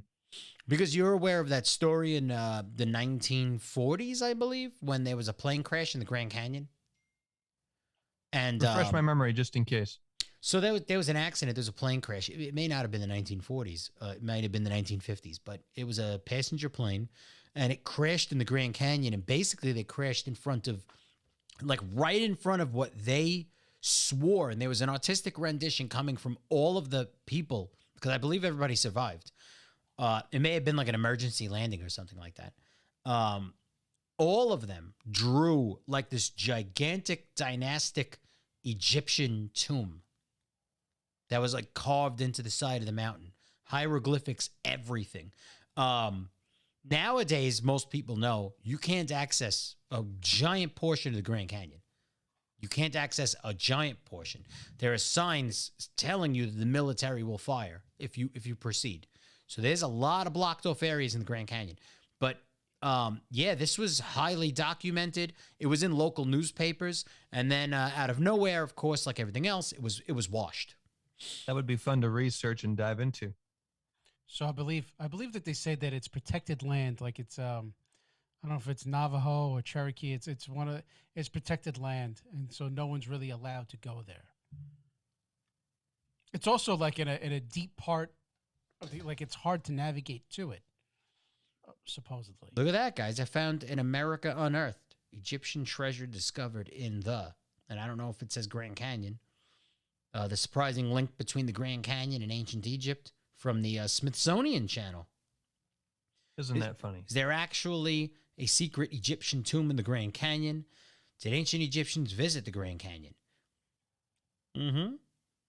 Underground Egyptian city in the Grand Canyon. Yeah, these are all the results I'm getting on Google. It's a immediate lost I think civilization. if anybody really wants, and they don't want to do a lot of reading, yeah, America Unearthed is a really good show to kind of break you into a lot of things. He never solves anything. Like, don't think you're going to watch a show, he's going to solve the mystery. He never solves shit. But he does make a lot of connections to a lot of things. Yeah, he raises some poignant questions that really get your mind going. Right. Especially when it comes to Freemasons, Templars, and Egyptians, and all kinds of things. It's a great show. It's a great show. Oh, wow. I just found, I don't know what this is. It says Shops Pyramid. Shops Pyramid is a 5,401 foot elevation summit located in the Grand Canyon. But let me see what they mean by summit. Summit just means like a giant hill, right? Is there a picture? It doesn't mean a pyramid. What is it called? Shop? Yeah. It's just a tip. And they're calling it a pyramid. Oh, just a tip? Just a tip. Isis Temple. Yep, and that's another you know, the funny thing is if they were actually able to get in there and they found out it actually was, would be interesting. But I'm trying to do some quick searches just to see if I could find that that article. He does have an episode on pyramids in the U.S. America Unearthed. Oh, yeah, listen. Of course. Of course. I think there was even one in the Great Lakes. They were all over the place. Is that the one under the water? Yes. I could have sworn I saw a few things when I was driving across the country. Now, I'm not going to say that I saw like a whole bunch of gigantic... I don't know if I spoke to you about that, Chris. Did I? I spoke to I Am Not You about that. And he also wrote into Twitch that he once bowled a 37. A whole 37? That's pretty good.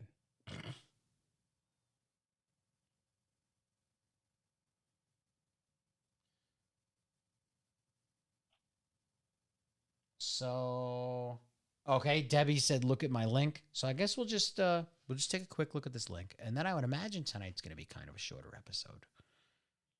I think we're kind of closing it out for tonight. Yeah, I think we should just save what we have for next week. At this point.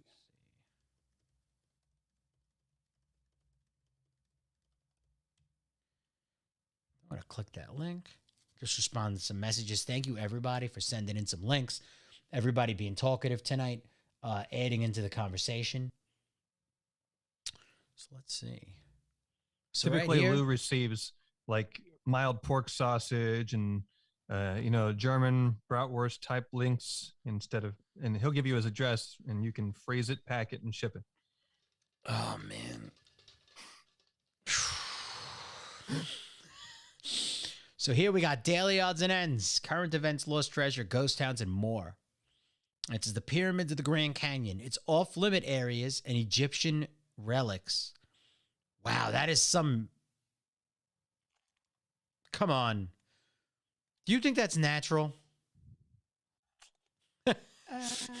Come on.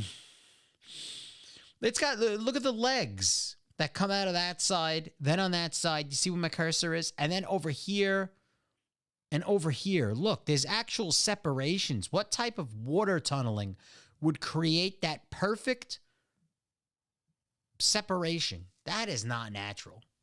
That's not natural at all. Maybe there's wear on the surface of it. Sure, it's worn down, but whatever this looked like looked similar to this.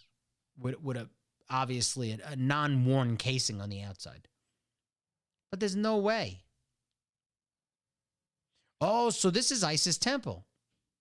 Okay. See, they didn't show this picture from this angle on Wikipedia. See, it's showing the curved walls. That's what I'm trying to point out. There's a curving here. And then there's another curve here. And there's a curve coming out there. Like, look at how that's designed. It's almost like the like in Pakistan, they have the Sphinx in Pakistan. That's what I was thinking was the Sphinx because the legs sticking out.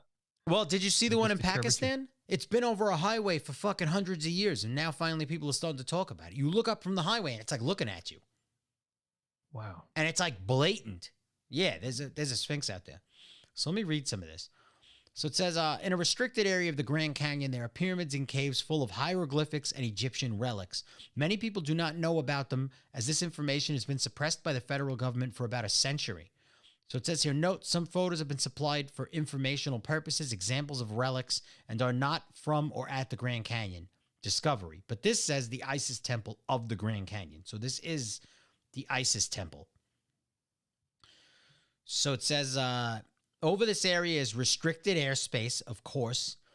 The sky over this area is restricted airspace. The area surrounding this pyramid and cave on the ground is illegal and treacherous to navigate. And all official reports about this from the Smithsonian and elsewhere have been censored, modified, nullified, or retracted.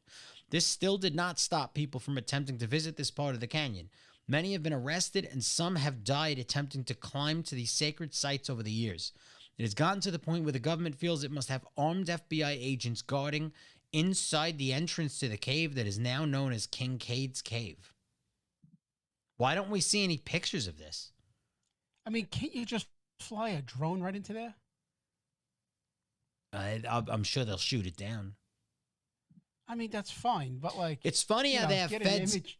inside the cave, not outside, making sure nobody's trying to get in. That's interesting, isn't it? Very. So then we have Kincaid's Cave was named after G.E. Kincaid, who was the first to enter the cave. After retiring from the Marines, G.E. Kincaid worked for S.A. Jordan as an archaeologist. S.A. Jordan was sent to the Grand Canyon by the Smithsonian Institute to investigate information reported by John Wesley Powell. The tunnel is presently on a cliff wall 400 feet above the Colorado River in the Grand Canyon. Archaeologists estimate the man-made cavern is around 3,000 years old. This cavern is over 500 feet long and has several cross tunnels to large chambers.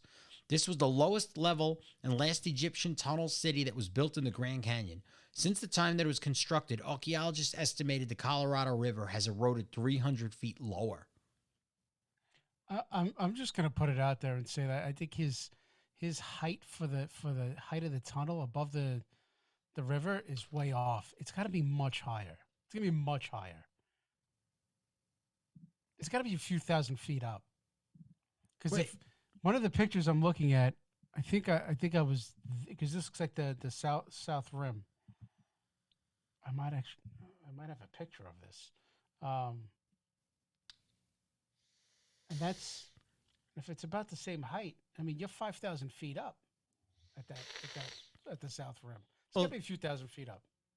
Well, the funniest part of it is we never hear about this. You never hear anything about like Egypt and America, because let's face it, they probably. I know this is something we had wanted to talk about, how civilization as we know it is a lot older than we perceive it to be, and whatnot. But these people, they were travelers. They had ships. They were a powerful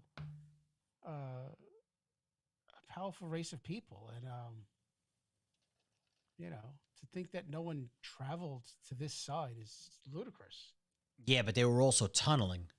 They're building pyramids, tunneling, traveling. And also thousands. So you got to figure, like, there was an ice age 12 to 15,000 years ago. And, that just made traveling easier. You travel over the ice, especially if you're coming from Russia. Mm-hmm. Well, they did the ice have, bridge. let's not forget, they did have pictures of planes on tombs. Oh, just to maybe put a smile on your face. So I did recently. Oh, in fact, they talked about it on Joe Rogan. They talked about a great flood, a mud flood, but it was like 15,000. No, stop it. Are you talking about Randall Carlson? The last episode of Randall Carlson? Yes. I'm listening to that currently. I usually listen to podcasts when I drive to and from work. It's usually so if I'm not on the phone, I'll hear it. I'm like halfway through that episode. But yeah, you can't discount the fact that the pyramids had pictures of planes on them as well. And you have to consider the legends of venemas from the ancient Indians as well, which were flying crafts. So there was a lot more going on. The giant's holding the lion like it's a little cat. Yeah, there was a lot more going on with this when this stuff was going on than they're reporting to us. And they rarely even report that this is here. And the funny thing is, so Wikipedia has already verified that they have named certain areas of the Grand Canyon based off of Egyptian things. So a lot of what's in this article may not be all 100%, but there's obviously something that they discovered over there, because it's been rumored for a century already. There were the things in the newspaper that I had mentioned. Hopefully next episode, maybe I could find that link and we could bring it up. But obviously there's something over there. And they'll always use the excuse that it's so that people don't hurt themselves, but that wouldn't explain why they have feds in the cave. If they're concerned about people's health, they'd have feds outside of the cave, not in it. So they're Matching into the inner protecting. Earth theories, basically they're saying that a lot of your cave systems are openings to the the inside. internal workings of the Earth for the Anunnaki, the fallen. Well, isn't that also the claim, like where the Egyptians go, and especially the Mayans, right? Didn't we have we had some travelers from the late 1800s that logged supposedly hitting South America, right? Or the 1700s, and they had seen these pyramid cities with people, right? Like with vast civilizations of people. And I think what they claimed was that it was disease that kind of took them out as fast as it did, because by the time we made it back here, everybody was gone. So I think when the Spaniards came over, they wiped them out with disease.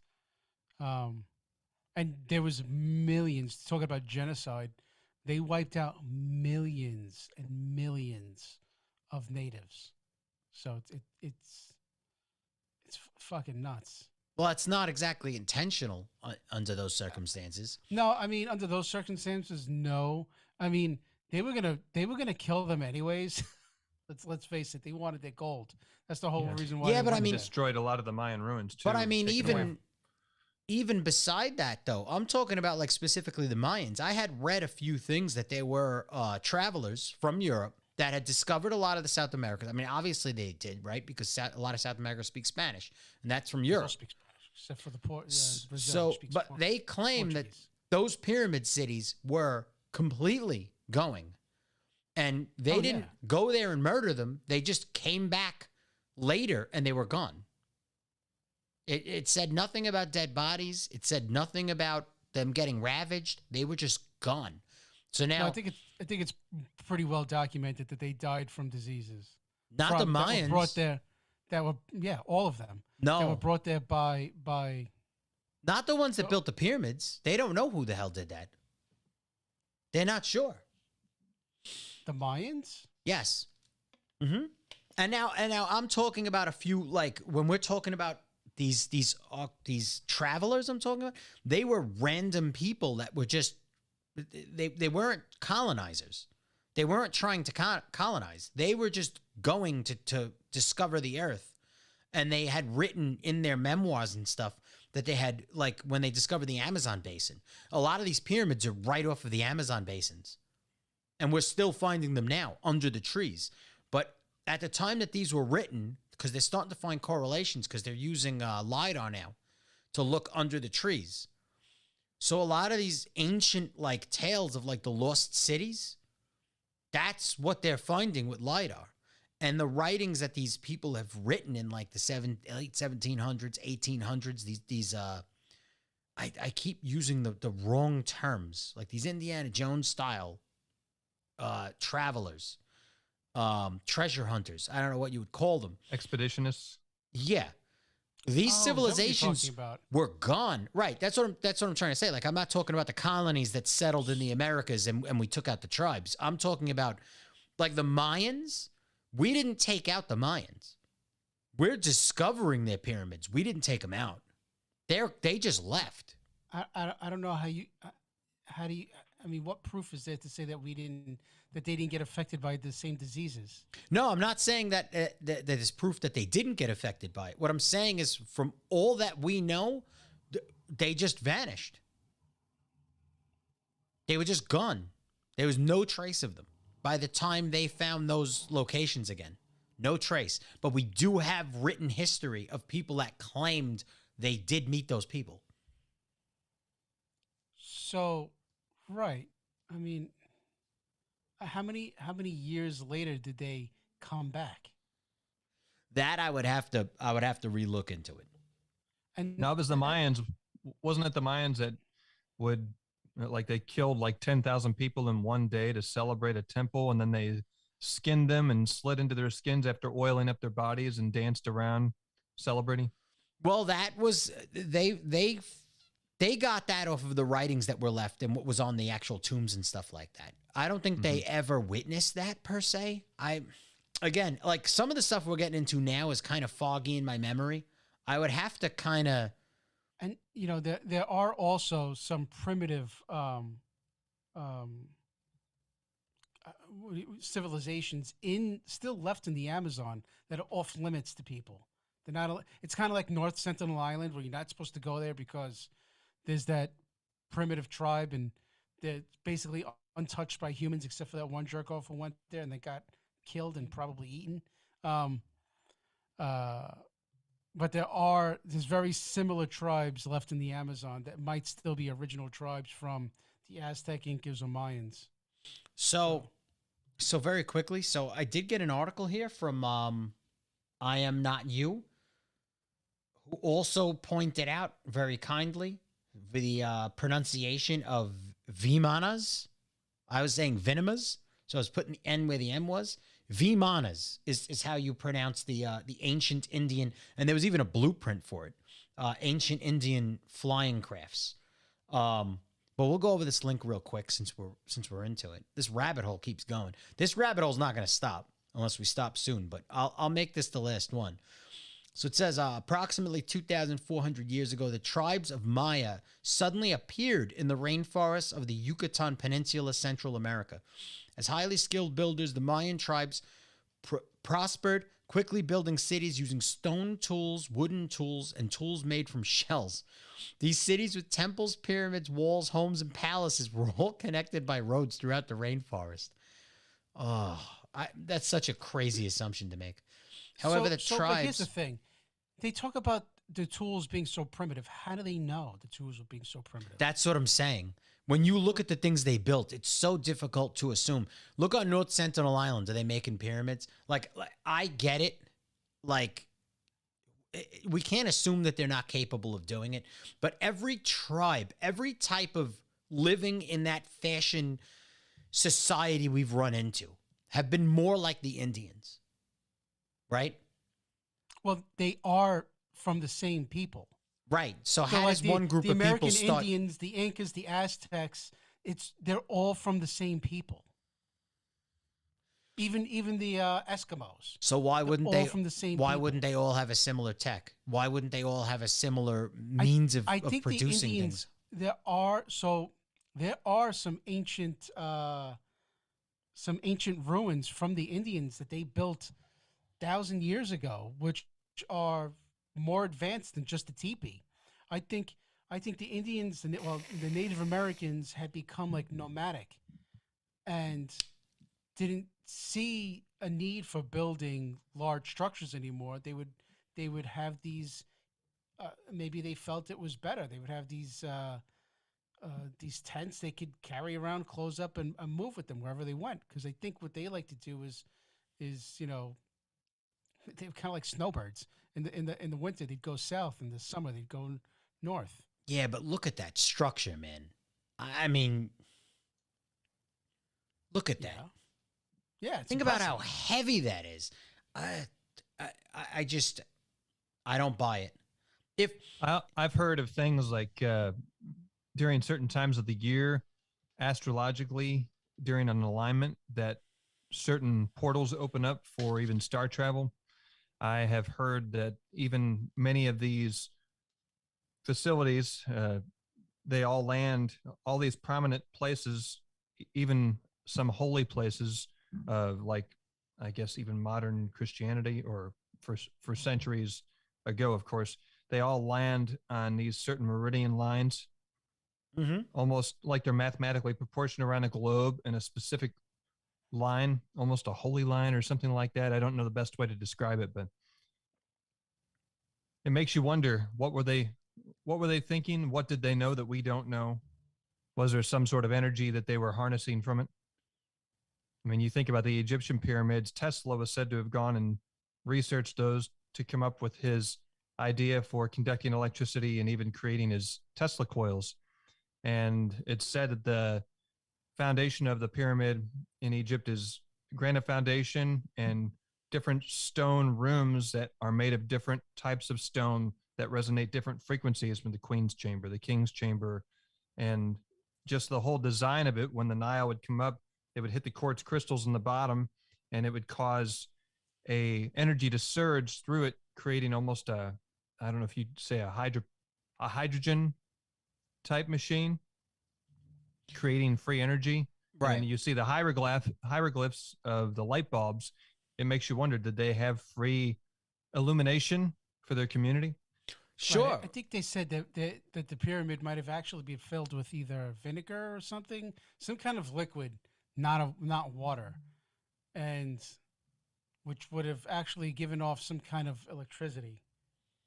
well, here's another person for people to look up. So, anyways, just to seal the rabbit hole a bit, at least on my end, I had brought up the Mayas and a lot of them because basically there was a theory coming back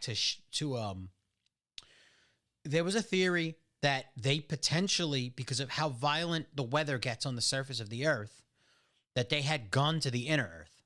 Mm-hmm. So this is, in response to Shane bringing Doing up a catastrophe Hollow Earth. cycle of 12,000 to Inner Earth. 15,000 years. Correct. They had vanished. No dead bodies, nothing. They just went down. They left. They left the surface, which could correlate to all of these like in canyon tunnelings that the Egyptians had, that the Mayans had. Like they seem to have, at some point with these civilizations, they had created tunnels. We're not even doing that. How about even the Well, our government Appalachians? is. Didn't they find all government kinds did. of tunnels throughout the Appalachians? Yes. There's tunnels literally around the Everywhere. Romania is Yeah. full of them. Italy. I think they found a whole like giant thing that connects Switzerland to Italy. A gigantic underground tunnel that actually had civilizations running through it. Like there are people that lived within the planet, not on top of the planet. And it makes you question too, if these gigantic cataclysm theories and tales are true, where would you go to survive? How does the human race get through that every time? How did it every time? You know, even the federal government with a lot of the CIA papers and stuff like that have said that they almost have evidence that this has happened on a timeline over and over and over again, not just once, numerous times. That it's almost Yes. like a clock. It's coming. Electromagnetic clock of our whole solar system, our whole universe. And that's what we should cover that coming up soon. And it has to do with the galactic sheet, which some people call the dark rift. And every star system that it hits, they've shown that each one of those star systems is nova, and that nova is what keeps the life cycle going. And the most recent one happened a star system over, and ours is next. So that's why they estimate that we may have 20 to 25 years before our sun has a micronova. Because with that galactic sheet, it's a spiraling sheet in space that's electromagnetically charged, and that static energy basically draws all this dust and it accumulates around the sun. They say it will create a dust shell that'll make the sun turn red, then black, and then blast out, just like in Book of Revelations. And then fire will pour from the sky, as in a horseman, and cook half the planet, putting us back into another ice age. And the only survivors will be cave dwellers. So, without going into that too much, because again, you know, we should definitely cover that one of these days. To anyone who's not aware, I had this fascination a few years ago with a man named Edward Leeds Scanlon. He wrote a book on magnetism. He was technically a magnicist, I guess, electrician. I don't know what you'd consider it. He wrote a book called Magnetic Current. Basically, he claimed he knew exactly how the pyramids in Egypt were built.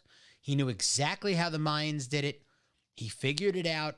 It was actually very simple, but our modern understanding, and at that time, it was probably in the late 1800s, early 1900s. He knew what it was. We were learning things in the wrong direction.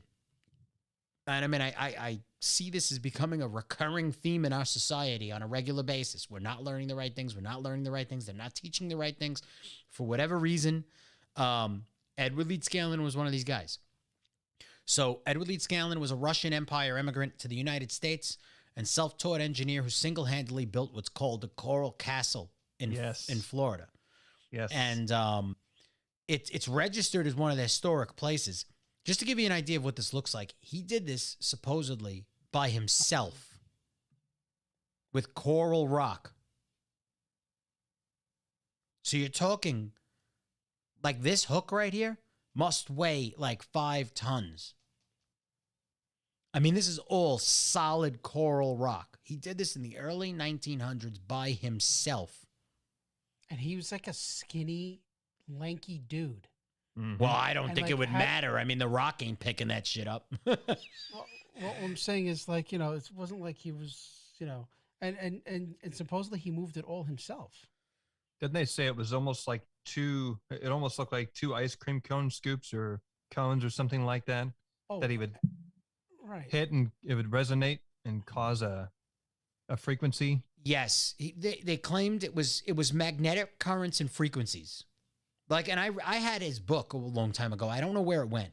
I had it, and this was already like 15 years ago. I think it's somewhere in the boxes. I mean, it may have gotten lost in a lot of the travels from Brooklyn to Florida to here.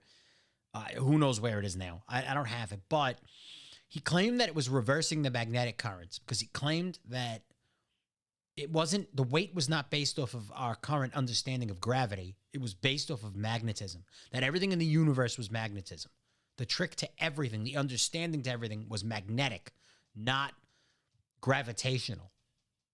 I don't think he ever said that gravity didn't exist, but he said that it was the opposite. Instead of magnetism being a byproduct or an offshoot or under the umbrella of the whole of gravity, it was the opposite way around, that gravity was an effect of magnetism, that everything was based off magnetism. And this guy built this entire place himself. They said he worked in the middle of the night alone. There were people that claimed they saw things moving in the middle of the night. He did not have a team. Machine. But he didn't use an electrical machine. He had some type of No. pulley. It was well. There's like a hand turning machine that people have tried to recreate that he built. It's there at Coral Castle. It rusted. Most of it's rusted away now, but no one understands. No one really understands what it does. Yeah, I mean, it could have helped him with the size of it. I don't know. I mean, I would say that I believe that. I mean, look at that. That's gorgeous. It is. It's amazing. I believe that he probably figured something out. They claimed that he was making these objects weightless. Well, there's the door, right? The 10-ton door that you could just push with your finger. Yep. It's perfectly balanced on a I guess a giant ball bearing. It's unbelievable. So I mean, he knew. You will be seeing unusual accomplishment, it says. Entrance. I would love to see this one day. It's a shame that I was living in Florida and never got to. We should make a Camarilla trip. Yes. Yeah, that'd be great. I wanted to make a trip to the Georgia Guidestones as well at some point. It's not that far. We could hit Coral Castle and go hit the Guidestones. Mm-hmm. I would absolutely love to do a trip like that. If you're going to Florida, Lou, make sure you tan. You need it. Oh, man, are you kidding? I'd be sitting at the pool for hours. At least one of the days. I would just lay in the pool with my fat body out in the sun. Oh, that would be amazing. Fat body out in the sun. That would be absolutely amazing. Look at this. I guess they put it in Fortnite, Coral Castle. No. Oh, it'll be destroyed in a future episode. Yeah. Look at that. They have Coral Castle in Fortnite. And they're going to destroy it. That's nice. But it's nice that they at least pay tribute to it. They're at least making some people aware that it exists. Yeah, I mean, look at that. Is that the door? I think that's the door. Yeah, they said you can push it with your pinky. It's balanced so perfectly. So Coral Castle's in Miami. It's in Miami now? I didn't think it was that far south. Well, they claim that he claimed he needed to move the location because the ley line was moving. So again, that correlates with something that Shane was bringing up with ley lines. And if you look at a lot of ancient Egypt and a lot of these locations, at the time that they were surmising they built, they sat on energy, on the energy grid of the world. It's all due to the pole shift. You know? Matter of fact, with the pole shift, we are probably 25, maybe closer to 30, but 25% down in our field. So if you noticed, those 49 rockets that were recently put up, that 40 of them came down, it's because we had a small geomagnetic storm event and they were in our lower ionosphere and it just couldn't handle it and it overloaded those machines and destroyed them. That's crazy. Yeah. So. Yeah, Coral Castle's pretty far south. Well, we could do it definitely, one of these times. We should definitely. We're flying to Fort Lauderdale. Is that where you usually fly into now? No. You can fly into Miami. Miami Airport would be much closer, but Fort Lauderdale, you just hanging on the beach, be a little quieter, and then go check out the castle. How far is it from Fort Lauderdale? 40-minute drive. Oh, it's not bad. All right. Well, with that, I would say I had a pretty good time tonight. We had a pretty good discussion. Me too. We really Yeah. brought people in on Valentine's Day, made them feel really good about it, including the massacre and all the politicians that might not actually be children of politicians. Hopefully everyone felt the same as us, that it was to die for. And with that, do you guys have anything closing to say? One last thing to add? Please check out the website and check out the merch, leave comments, leave links, and question everything. Yes. And next week, come back for some propaganda news. I think that'll be a fun thing to cover. And in lieu of that, we'll let Lou finish. Oh.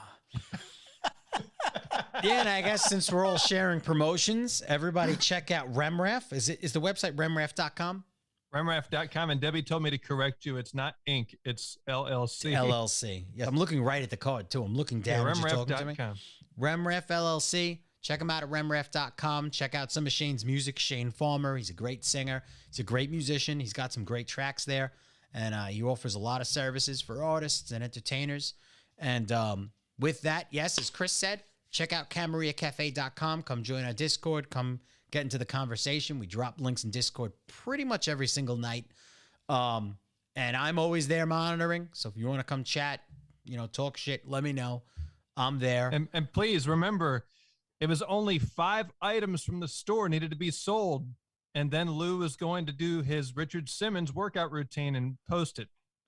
Remember that, Chris? I do. I said I was going to buy the 5 items.